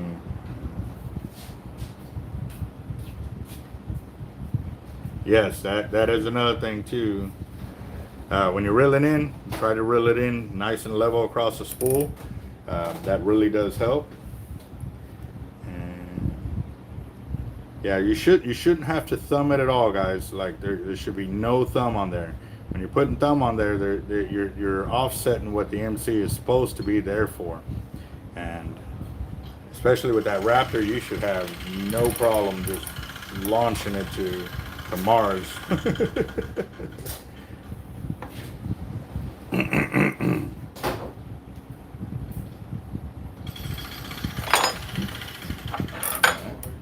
All right, if you'll do me, is that it, boss? Yeah, okay. Just see what ordered right for you. And we're shooting at 7,000, 4 times 8 times 10. We are good to go. Okay. Thank you, sir. Appreciate it, sir. Thank you. Hey, how do I get to the site? There's a door? Yeah, there's 2 doors right there. The second door? This one? Second. The next one?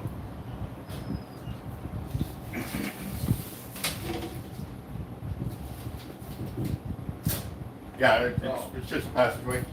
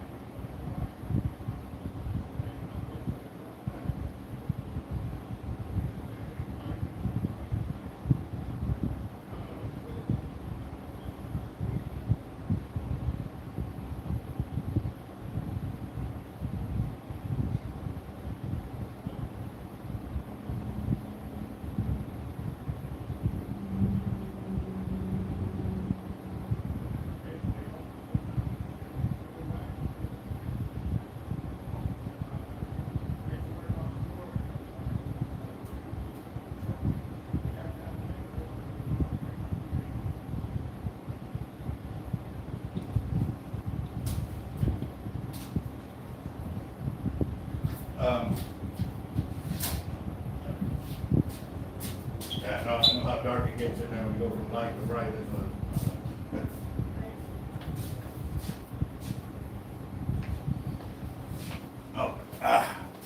Sorry guys.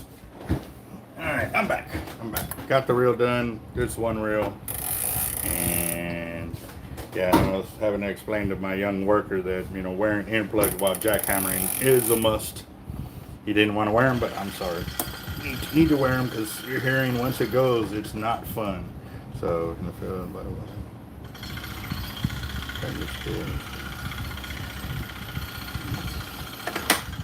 Okay, so on these Avets, there's no way to tighten the spool. They don't have a spool tensioner. This device right here is your preset for your lever drag only. It does not control your spool, guys. Your MC over here is the only thing that controls it. When you go into free spool, it's complete free spool. And so, yeah, like I said, I mean, obviously right now I got the clicker engaged, but it's always like that. They don't have a spool tensioner. It's only through the mag right here. So when you cast out and you let it go, if you rotate your reel to the left, it'll bring that spool closer to that magnet to keep it from backlashing and stuff like that if you're having problems. Obviously, I always tell people to start out at 3 and then work their way up or work their way down. A lot of times people start out at 3 and it's a perfect cast all the time, but then they start learning that they got to maneuver it to 3, 4, or 5, or even down to a 1, depending on wind direction. That's going to be a large thing right there. The higher you go, the more drag it puts on the reel. The lower you go, the less drag it puts on the reel. So there you go.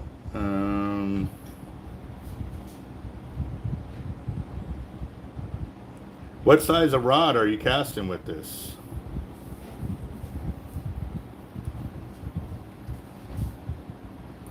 No. The Patriot line is the same price as any other line, guys. It's just because it has different color doesn't mean it costs more. And no, it's sold by the yard. Very reasonably priced, John. Very reasonably priced. So. And okay, if you're dry casting in the field, yes, wet it every cast. Also, too, when you cast out and it lands, wet the spool right there as you reel in, okay? And you do that every other cast, and it will help. If you're casting in the water, first cast you wet it, second cast you don't have to wet it because obviously you're going to reel in water into the spool, so you should be good to go. Byron, I got a notification for something on Cash App. I will check that once the line is done and give you a call and get with you on that. This is tight line braid.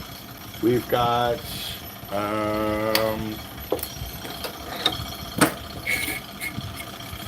there was 2,500 yards on here, so now we're down to 2,300 yards. But I also got another 2,500 yards full on standby, so we are good to go on line capacity. So if you want to go ahead and ship us your reel, John, we can go in or ship your reels to us. We'll get them spooled up and we can communicate while we're doing that.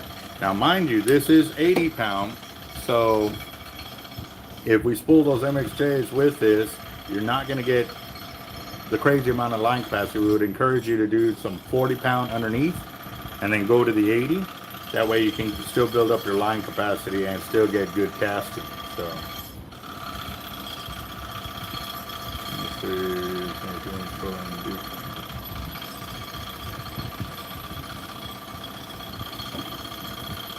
Yep. Oh man, you should be bombing that reel with that rod. But also too, what kind of rod back or what kind of rod is that rated for? Is it like a light action? Is it a medium heavy? Is it a heavy? If it doesn't have a lot of backbone, yeah, you may have a long rod, but it may not be pushing the amount of weight that you need to get that reel moving. So, I mean, but it is an MXL, so it should move pretty easily. Also, too, you may just try these, you know, not a super heavy cast on the first one, just get used to the reel and how it flies, and then after a while you start putting more and more into the cast. The camera is shaking right now because the electrical guy showed up and he's trying to figure out what is going on with our system. Like I said, our AC, it's not an AC problem, it's an electrical problem, and he is up there trying to get us hooked up, and we'll see what we're doing. He is trying, but I'm not being a very good host over here by telling him it's completely affordable.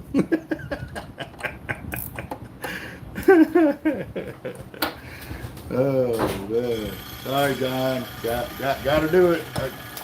I got over 100,000 yards of braid, and I want my goal is to be down to about 25,000 yards by the end of next week. So, like I said, we've been offering 10% off the reels with Avid, which also, mind you, ends in a few days. You have 8 days until, because it's supposed to end on the 15th of October.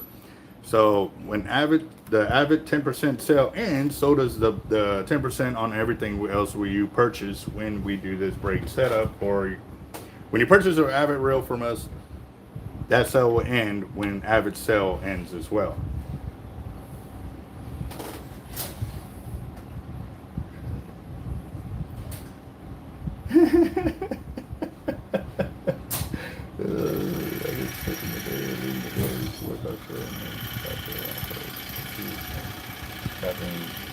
Is that the package screen you have? No, we actually, well, for hollow core,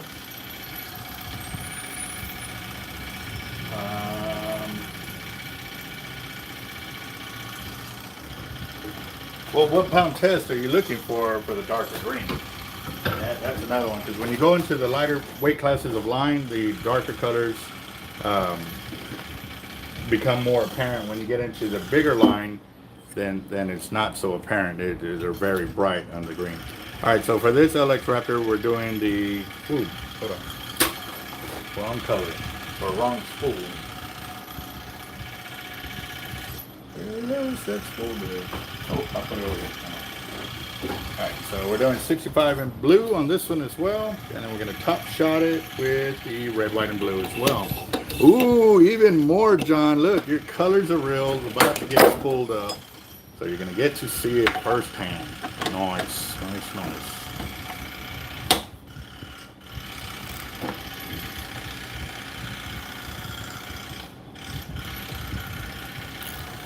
Alright.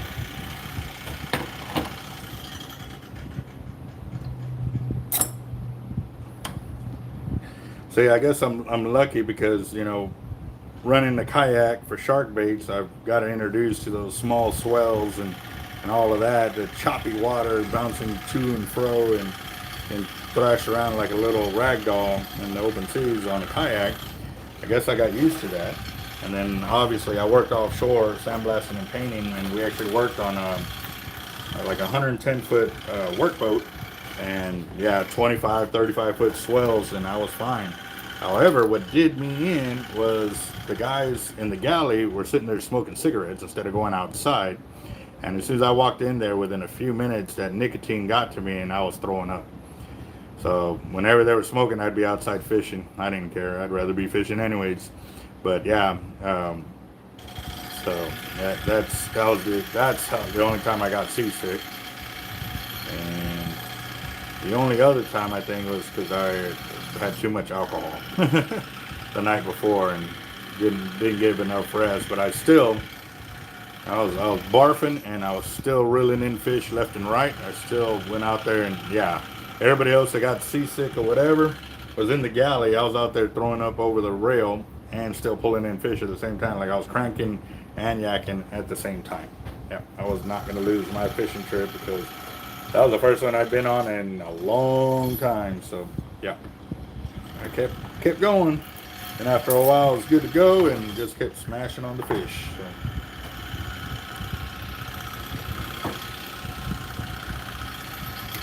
Oh man. Well, swallowing a gallon of seawater is better than inhaling a gallon of seawater. Still sucks though, don't get me wrong. Doing it.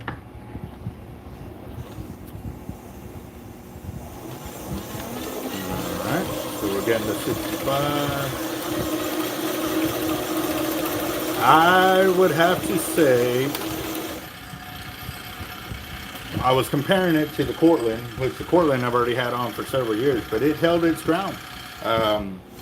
As for rating it, I still am out. I won't rate it until I get to my 13th trip, and I'm only doing that to be fair to all the other braids that I've put through the ringer, and you know, get it out there. I gotta truly test it. And the reason we came up with the number 13 is because the first time I was doing a side-by-side comparison with another braid, by the 13th trip, I was like, I can't afford to keep using this braid on my reels. It's costing me way too much money. So I had to give it up and call it a day on that braid. And at that point is when I said, you know what, from now on, I'll go ahead and do all my tests at 13. So by that time, I can have you a definite positive of it. But I will tell you this, I do not mind it being on my reels. It gives me great line capacity. Like I said, in comparison to the Cortland, they both got cut off equally as much. I didn't see much abrasion resistance or much, hold on guys.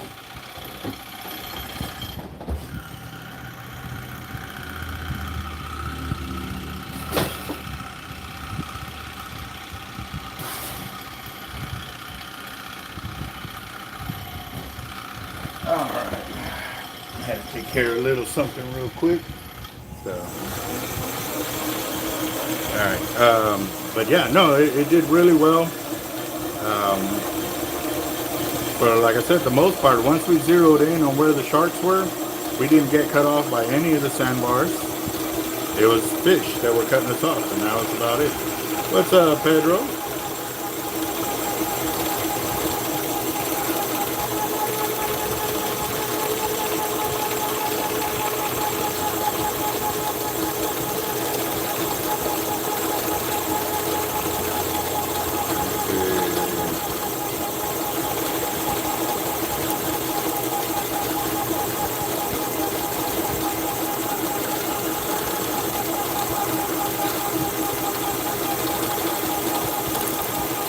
Okay, Daniel W., I don't understand your comment.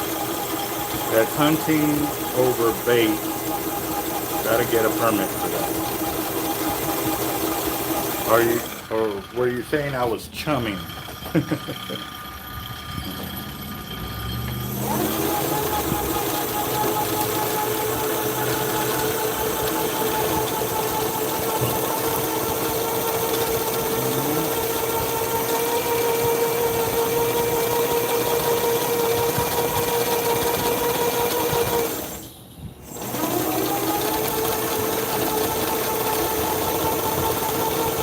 Yeah, and actually, chumming over here is allowed, and we're also in federal waters, so all good to go.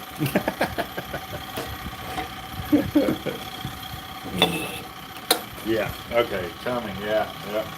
Actually, we're allowed to chum over here. We actually are, so we are good to go. However, to tell you the truth, I don't really chum. It's a very, very rare occasion that I do chum water when I'm out there shark fishing or anything, but for the most part, I don't. So.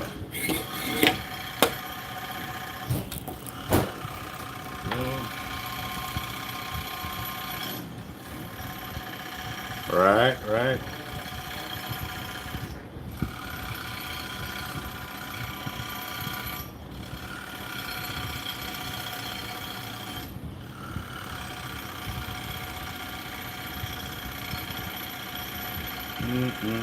This red, white, and blue is something else.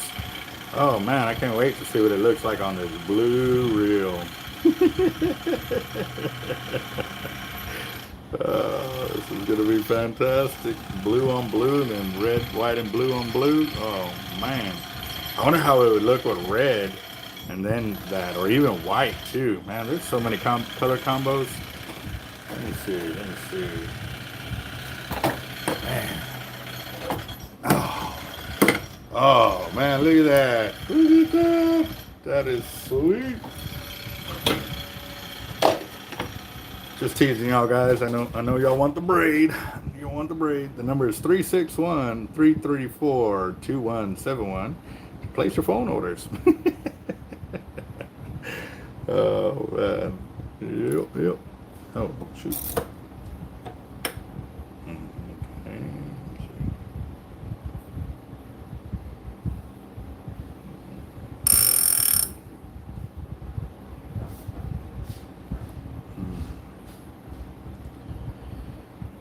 Oh man.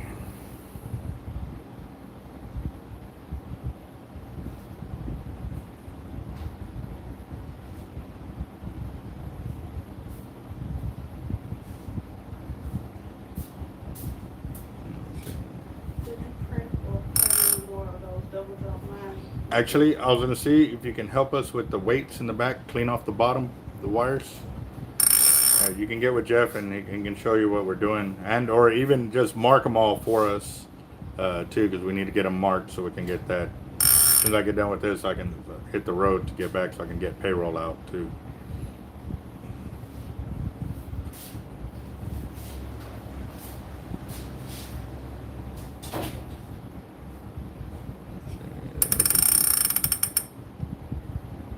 And actually, they make all kinds of pretty cool colors, guys. They really do.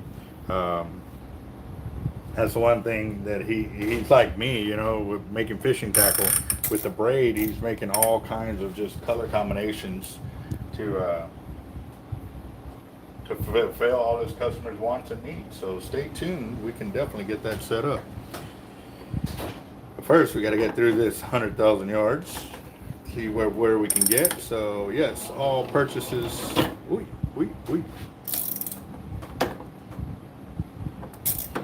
made for the braid will help us definitely expand our inventory on it and stuff.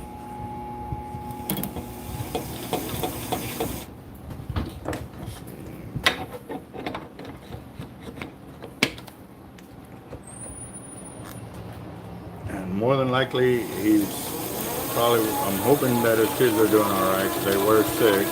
Jeff a tightline.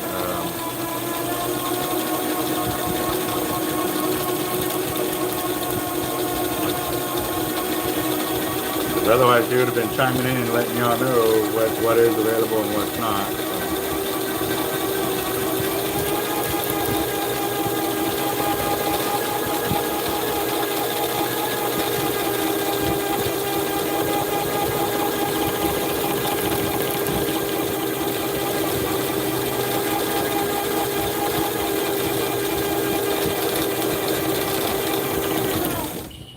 There we go.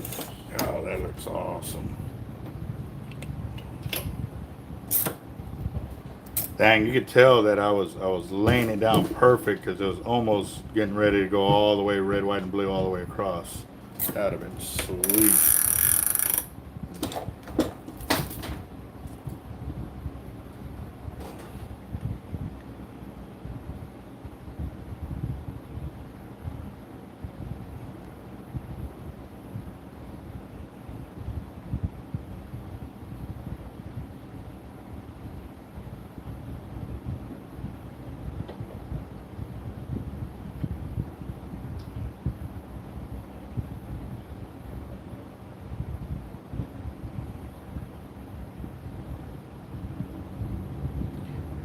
He's got it in 65, but he ran out before I could get it in house.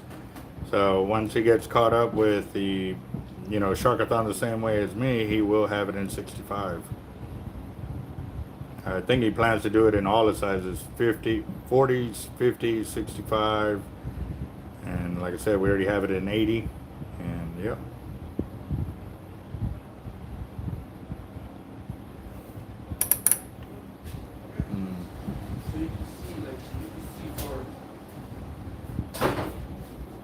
Oh, that's awesome, Jacob. Man, congratulations on that, bro. Keep us posted. Most definitely would love to see you get a brick and mortar store so you can start storing all your goodies there, bro. Definitely would love to see that. And I know once I start traveling, I'm definitely gonna have to take a trip up there and go visit your stores. For sure. Maybe we get some fishing done on the side.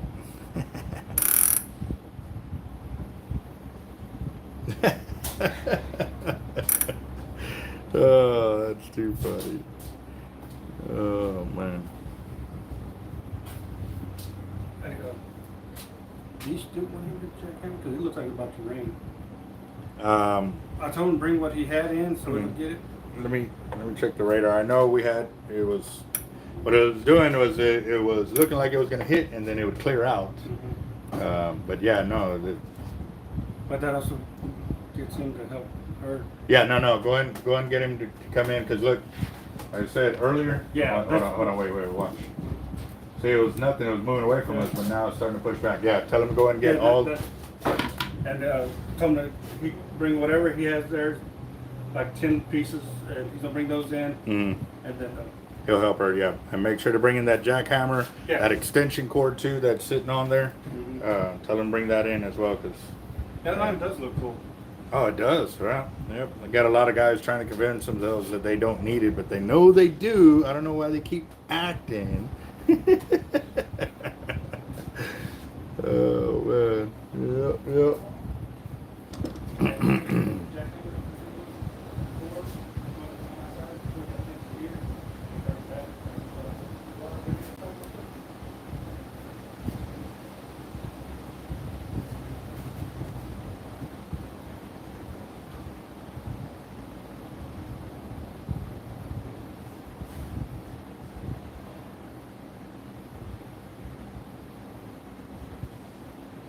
Come on, get in there.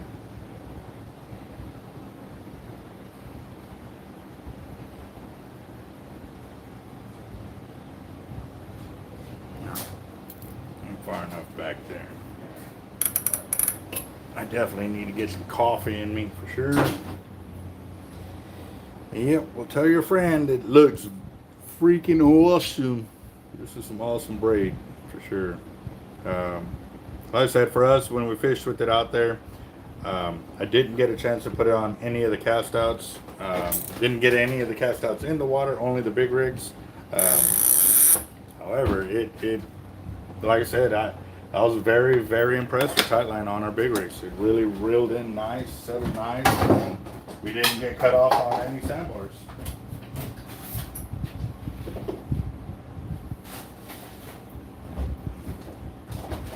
Alright, so on this green one,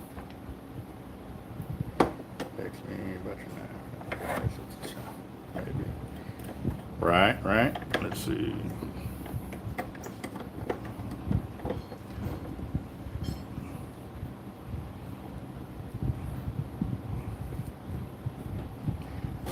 Where's that wrench at?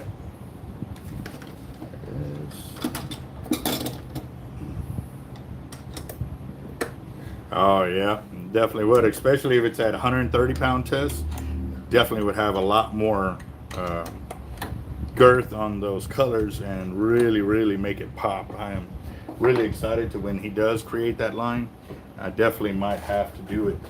Might have to do it on there, so for sure.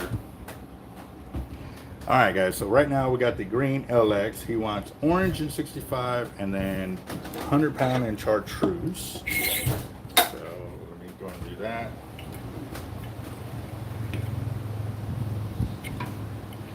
Mr. FTW, if you're still out on the water, there is some bigger storms coming in, but not heavy. I'm gonna give you a quick little rundown and show that to him real quick, because that's why we are making a decision to stop. Let's see. All right, so that's where Corpus is, and there, all of this was pushing south, but now it's coming back north. So be real careful out there, guys, if y'all are out on the water. We're still, you know, we're protected by this bubble. You can see it. it's awesome. We've seen it so many times, like literally storms all the way around Corpus kind of deal.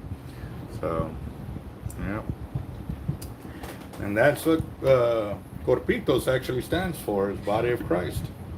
Pretty interesting to grow up in this city and know that it has a lot more meaning, especially when it has shown it. He has shown himself to you in your life the way he has with me. And I'll be the first to say I do believe in him. I know he's got a plan for me, and I'm doing my best to follow it. Now, I ain't perfect.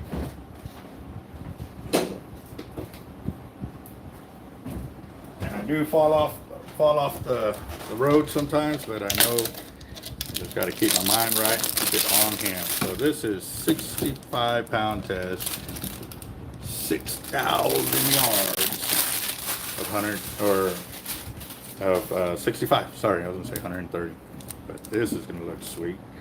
Orange, you got the pumpkin effect going. What? Or should we say, what's orange and green? What's orange and green, guys?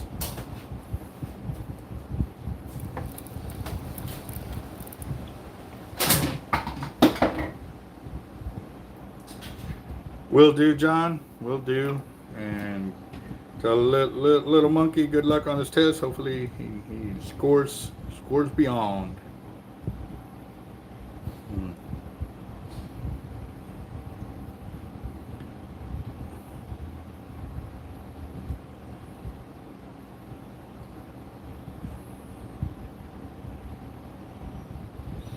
Oh man, let's see.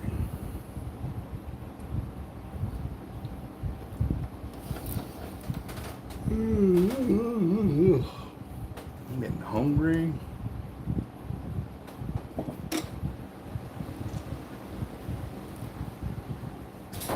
Yeah, so who? I know looks like we got some weather coming in our area, but who's planning to go fishing this weekend?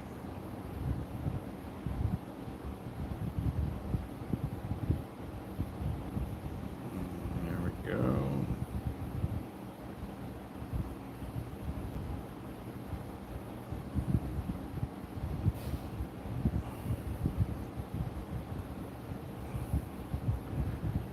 Oh man.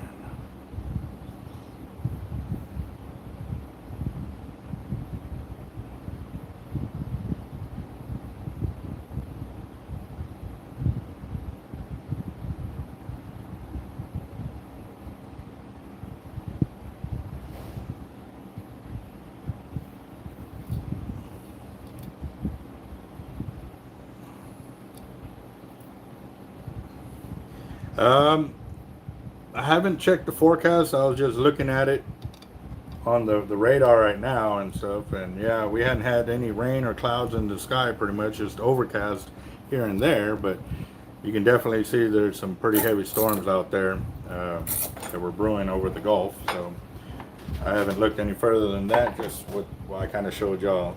So we are good to go on this. We are doing the 65-pound in orange on this green one. Nope.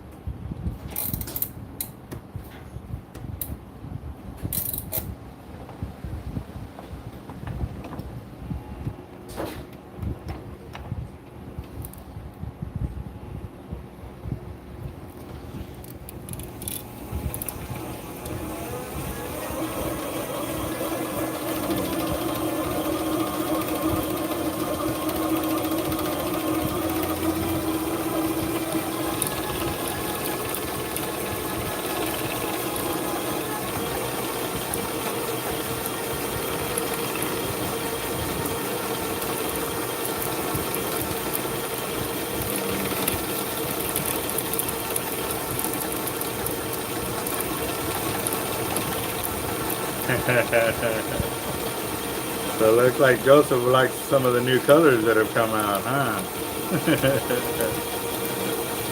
Well, how you doing, Joseph? You make the grande scapa today, maybe?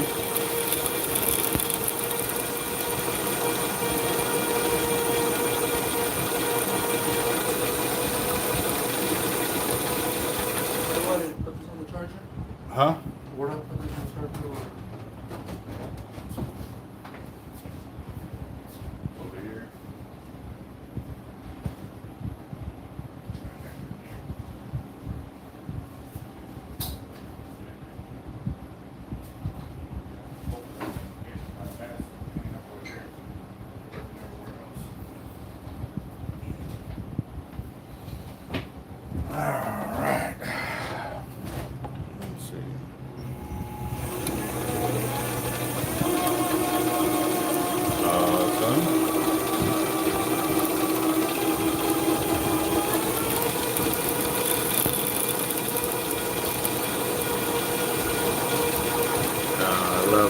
line lays so down so well. It's freaking awesome.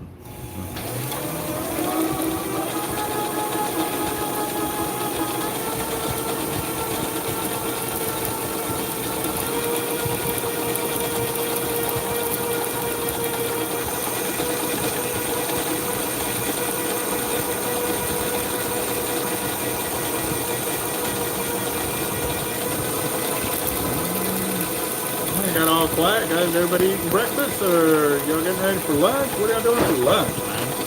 I've been sitting here thinking what we're gonna do for lunch. I was kind of tempted to do the sushi again, but I think we may just do Chinese food, just because the time frame of what we got and so forth. So I gotta talk with Jeff, see where he's at on our surf weight order and stuff like that too. So, oh, there we go.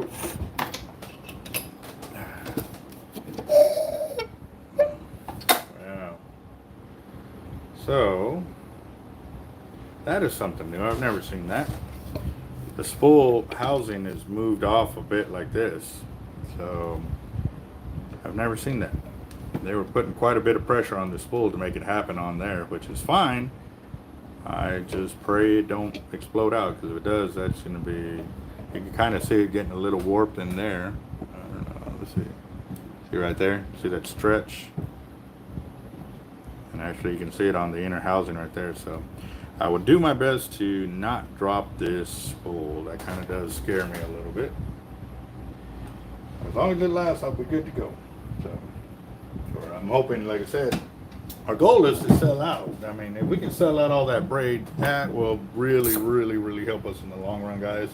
So just FYI, if y'all are interested in braid, we got it. We definitely got it. So.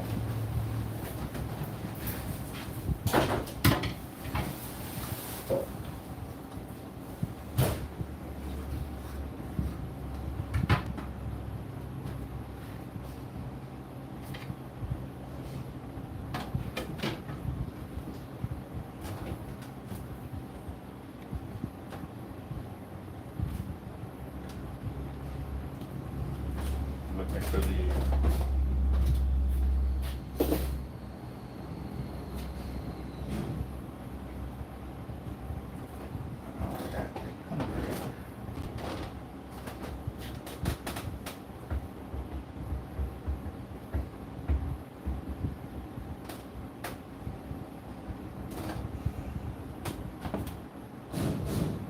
Alright, here we go.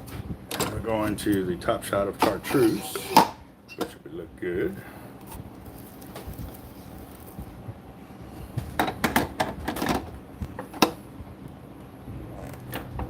Here we go.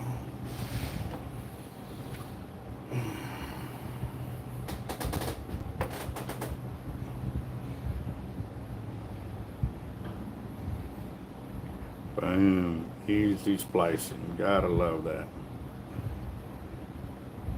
Yeah, I gotta hit the road here in a bit to go make some deliveries, but we'll probably do that after we get some chow for everybody. Make sure we try and hook everybody up with lunch and stuff like that, you know, because we demand a lot out of them. So I like to show them a lot of appreciation, you know, for putting up with our work schedule and demand. But sometimes we can only do so much, especially with having them go make deliveries and time restraints and stuff like that. But we will see.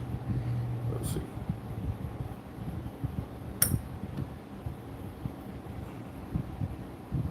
So we're doing 65 to 80 pound on here. We're doing the top shot right there, and we are gonna rock it. Rock and roll.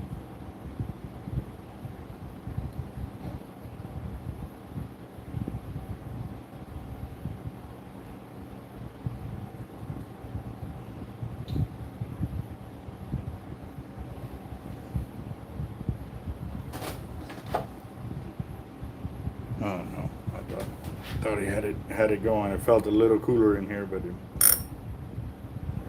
definitely not the AC yet.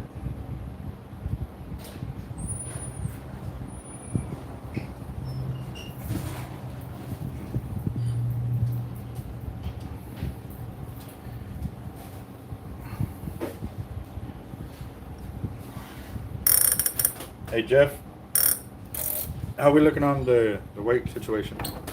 I'm almost done with the 5s. Okay. Yeah, I tried to pour it, but I ended up getting a phone call, so I had to stop. And by the time I got back to it, it already. Yeah, I seen the mess. Yeah. I tried to stirring it to get it. And after I poured a couple, I was like, okay, it's over. So I stopped. And then to have my truck go down the way it did, but he says it's a solenoid for the transmission, so it should be. He should be telling me which one I need to get today. He was supposed to do it last night and didn't do it, so. I don't know what kind of left would be the 6s. Huh? So the 6 is the only thing that'll be left. That's fine. They just started cleaning all of that, so we Well, can they ain't get. that, I mean, Yeah, no, we can wait for the 6s. Because even if I leave by say 2, they still got to clean the trim and cut the 5s and all of that, and then to get to the 6s, all of them we should be pretty much as soon as you're getting them through, they should be able to get them out and start moving them so we can get it done. So. Oh, and between the 2 boxes.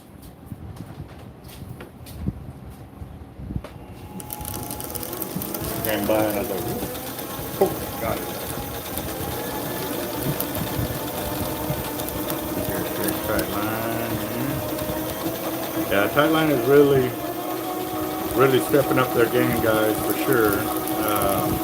This is actually Cortland that I got on the top because I didn't have any of the tight line for the color that they were requesting.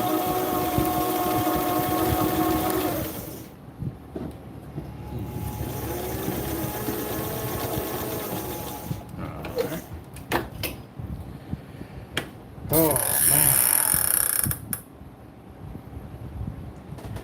man, definitely interesting. So the good thing is this customer, they purchased all the braid for the 3 reels, and then they got a bunch of leaders. So we're trying to get all this boxed up as well, so they can set up, because they have their own FedEx account, or UPS, whatever it is. They'll have it set up to where they can schedule a pickup, and we'll have it all boxed up ready for them so they can be ready for Sharkathon. So we're excited. And yes, I am definitely gonna throw in a sticker or 2 because they spent quite a bit of money with us, and normally big orders like that, I try to throw in some some free products that we have left over, the twang, maybe a hard life sticker or stuff like that. So definitely does help, guys, and even on some small orders, I just feel moved to do it, and I will do it. Don't always have to spend a lot of money with us to get some appreciation from us, guys. Every single dollar counts with us.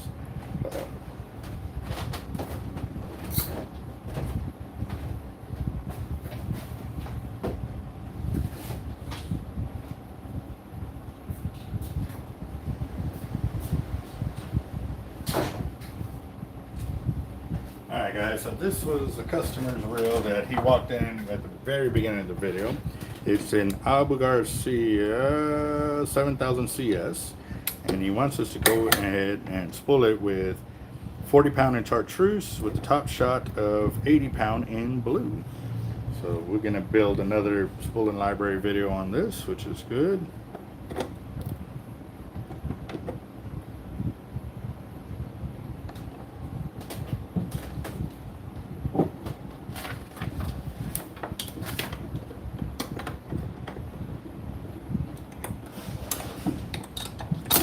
Oh, excuse me.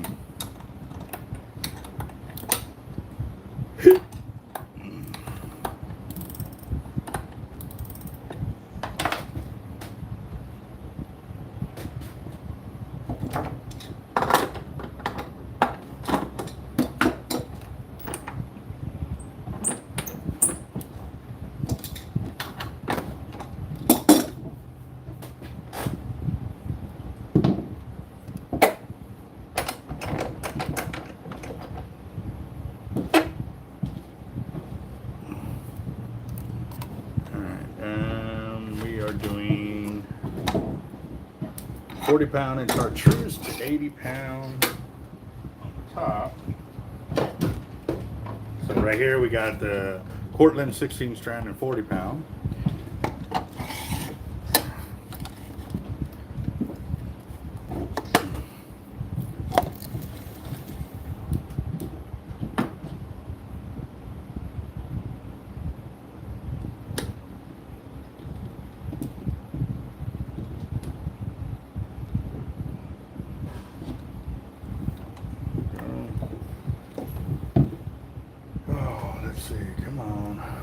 Why does my phone keep kicking me off? Every about 5 to 10 minutes it kicks me off, and I don't know if I got to recheck the comments and stuff like that, because it does get quite a little bit.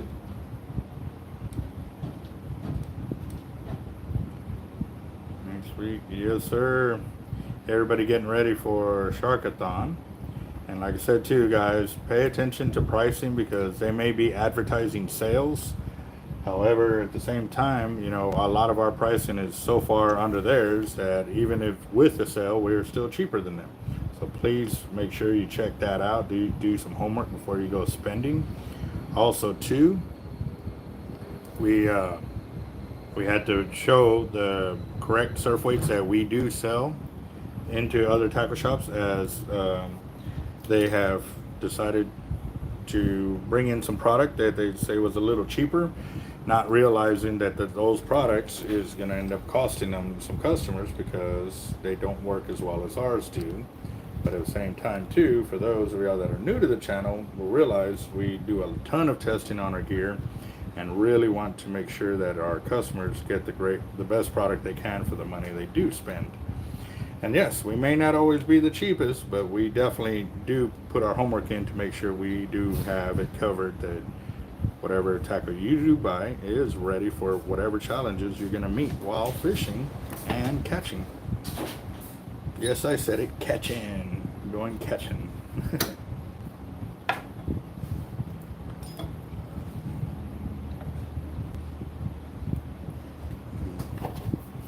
Alright, let's see how much this one will get. This will be good for the library as well. Oh, good one. I just caught myself, guys. All right, so one of the biggest things that I always talk about is that little nipple right there. You see how that has that big old sharp edge? So what I'm gonna do, I'm gonna loosen up my knot, and I'm gonna put it around that, so that way it can protect the lines as they do eventually wrap over it and stuff. Let's see, watch. I'll show you what I mean here in just a second. There's one. I normally try to split my knot right over it, so that way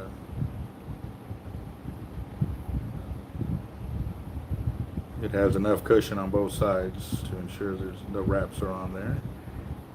And there we go.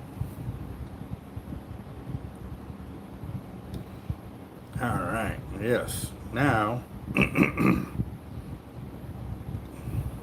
now I can spool, knowing that when the braid comes by it, it doesn't catch up underneath it. Oh, actually that feels pretty gnarly right there.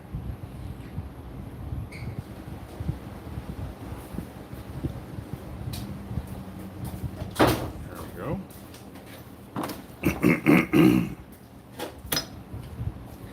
Awesome. Good deal. We are good to go.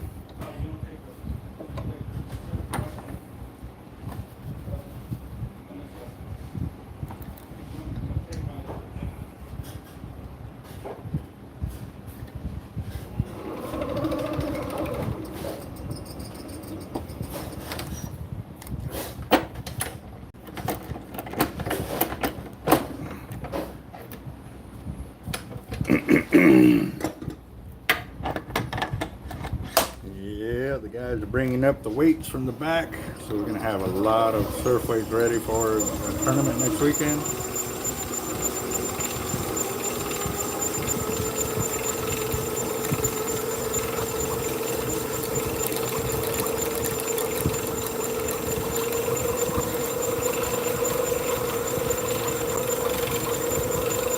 And if y'all are new to the channel, guys, this backing, I don't follow the same track using the worm guide.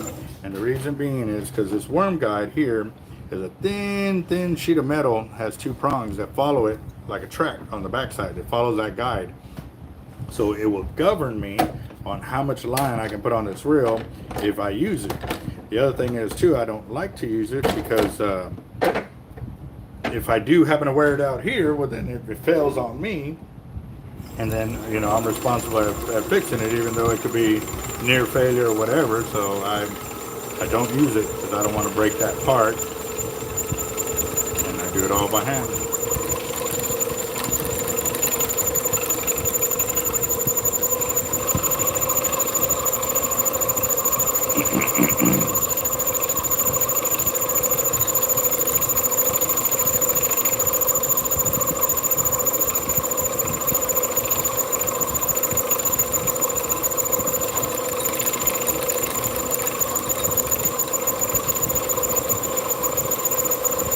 Yes, sir. Next weekend. Are you ready, Gary? Gary?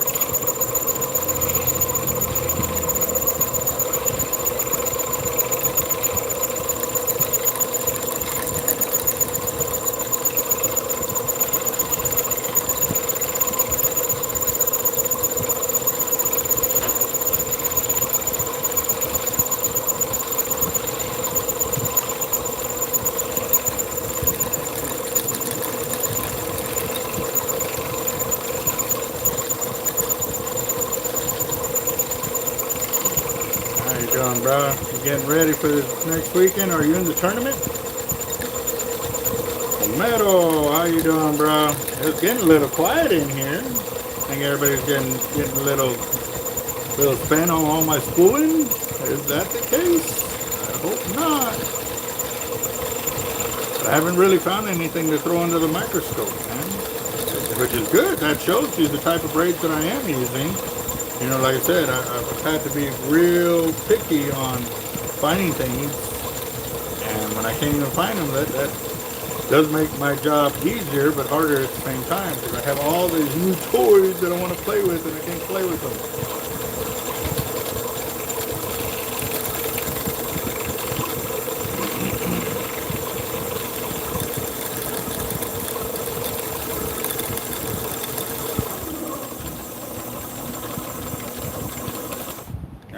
There we go. That is 400 yards of 60-pound tight line, 16 strand on this Abu Garcia 7000. Now they want 80 pound in blue. So let's see what we got available. So we got the 80 pound in the Cortland right there. Go ahead and go with that.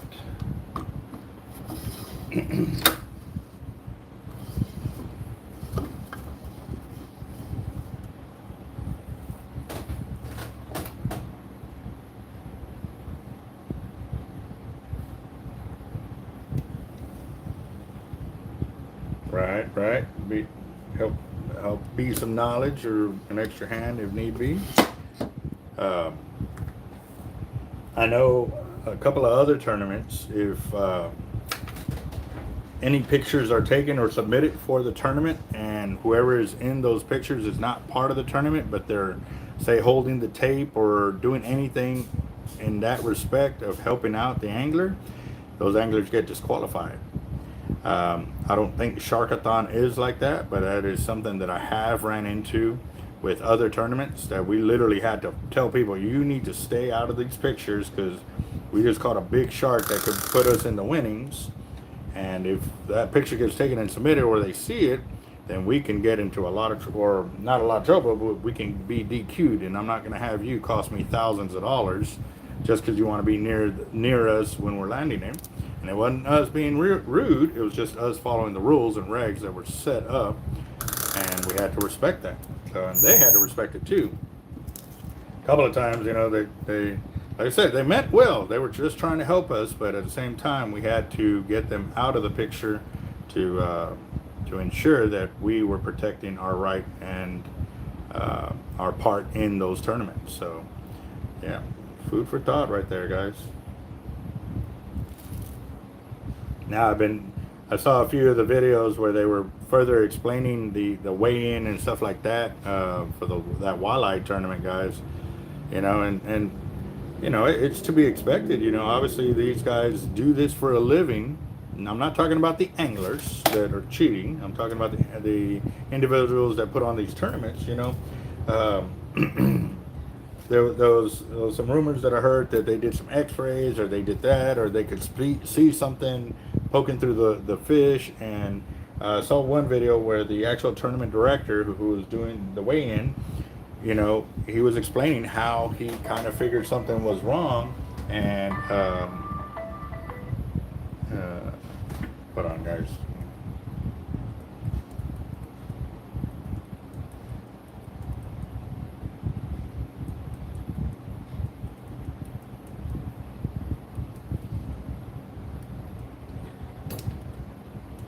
Alright, so he was talking about, something, he could tell, that, okay, they gave him a certain amount of credit for the fish. Obviously, when you catch enough of them, you can say, okay, this fish looks to be in this weight class of range, which is, respectable, because that's something you do. You know what I mean? That is what you have been accustomed to, looking at a fish, and, you can pretty much be within, a pound or half a pound off of the size just by looking at it. And same for me. Like when I'm up on the pier at Bob Hall, I used to be able to tell you how big that shark was before I even saw it, just depending on the fight. I could even tell you what species it was too. But that's because that was my forte, was shark fishing. So, for these guys to sit there, they don't even need any tools or instruments other than their vision right there. They could see, the length, the girth, of these fish, and see that they weren't, in that weight class of being a 7 to 8 pound fish. Because you got to think about it. They weighed in at 33 pounds or something like that for 5 fish. So if you divide, 33 or even 30 pounds by 5 fish, they would have to be a 6 pound class fish. And when looking at him, he was thinking about that they were in the 4 pound class fish. So that's what gave him the knowledge, or it gave him the hunch that, hey, something is not right here. And so he cut one open and found out that, it had a weight in it. And then he used some choice words as he was putting it. He was how do they put it? He was animated. Oh yeah, most definitely. I know some other tournament directors that would have done the same thing, if not been a lot meaner in what they were saying. And I know down here, game wardens would have been on hand within a few minutes, because somebody like that cheating on a tournament, like he said too, a lot of these guys can afford fishing those tournaments, and they're not there for the winnings. They are there because it's a man thing. You got to be when you're setting up for hunting or going for the big catch, you're looking for the biggest thing you can, and it's a challenge. You enter a tournament because you want to fish against the best. And these two guys stole that away from those tournament players right there by cheating. They stole that, being able to say, hey, I fished against the best. Yeah, I fished that tournament, but there was a bunch of cheaters. So it totally ruins that one event because of that. But yes, they got caught. Kudos to the tournament directors for, getting on it, disqualifying them, and hopefully they put them to the ringer. You know what I mean? Because, there ain't no room in tournaments for cheaters like that. And, and other places too. Y'all seen where I had to go public with guys that were, fishing a tournament and were illegal to even be fishing the way they were fishing. But they want to get upset at me because I call them out on it. But at the same time too, if I'm out there and I see somebody cheating or somebody poaching fish, you best believe I will be calling the game wardens. You don't even have to guess. I'm upfront about it. I don't even, and I'm not going to tell you, hey, I'm going to give you the knowledge, hey man, that's illegal to keep. You should throw it back, because the game wardens will show up. And if they want to, hey, fuck you, excuse my language, I just walk away, because it's not my business to confront them or to stop them. That's the game warden's job. And I just facilitate that deal to get the game wardens involved. So, all right, guys. So I had 400 yards of the 40 pound, and I've got 80 yards of the 80 pound on top. So very nice selection right there. So he'll be able to cast with this Top Shot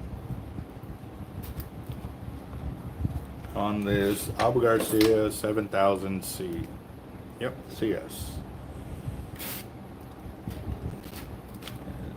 October 7th, 2022. Beautiful, beautiful. All right. Oh, what was that?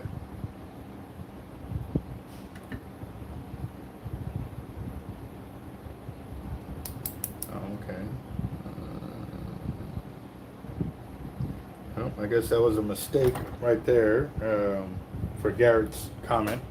Somebody's accidentally blocking him. There's no reason for it. It's okay. Looks like my phone is about to die, guys. I am at 2.5 hours. I'm at 1%. So I'm going to go ahead and give y'all a heads up. I will see y'all later, guys. Thank you for watching. Thank you for subscribing. Make sure if you haven't subscribed, hit that subscription button. I will be going live later this afternoon. I didn't get to do a fire drawing yesterday, so I'm going to do one today. I want to do 2 a week because this is also going to help us with our toy drive. Yesterday, everybody had a vote, and we're going to be donating 15% of all winnings of any of the drawings toward the Christmas fund to help local families create a better Christmas for them, guys. So we definitely are in tune with it. Everybody's on board with it.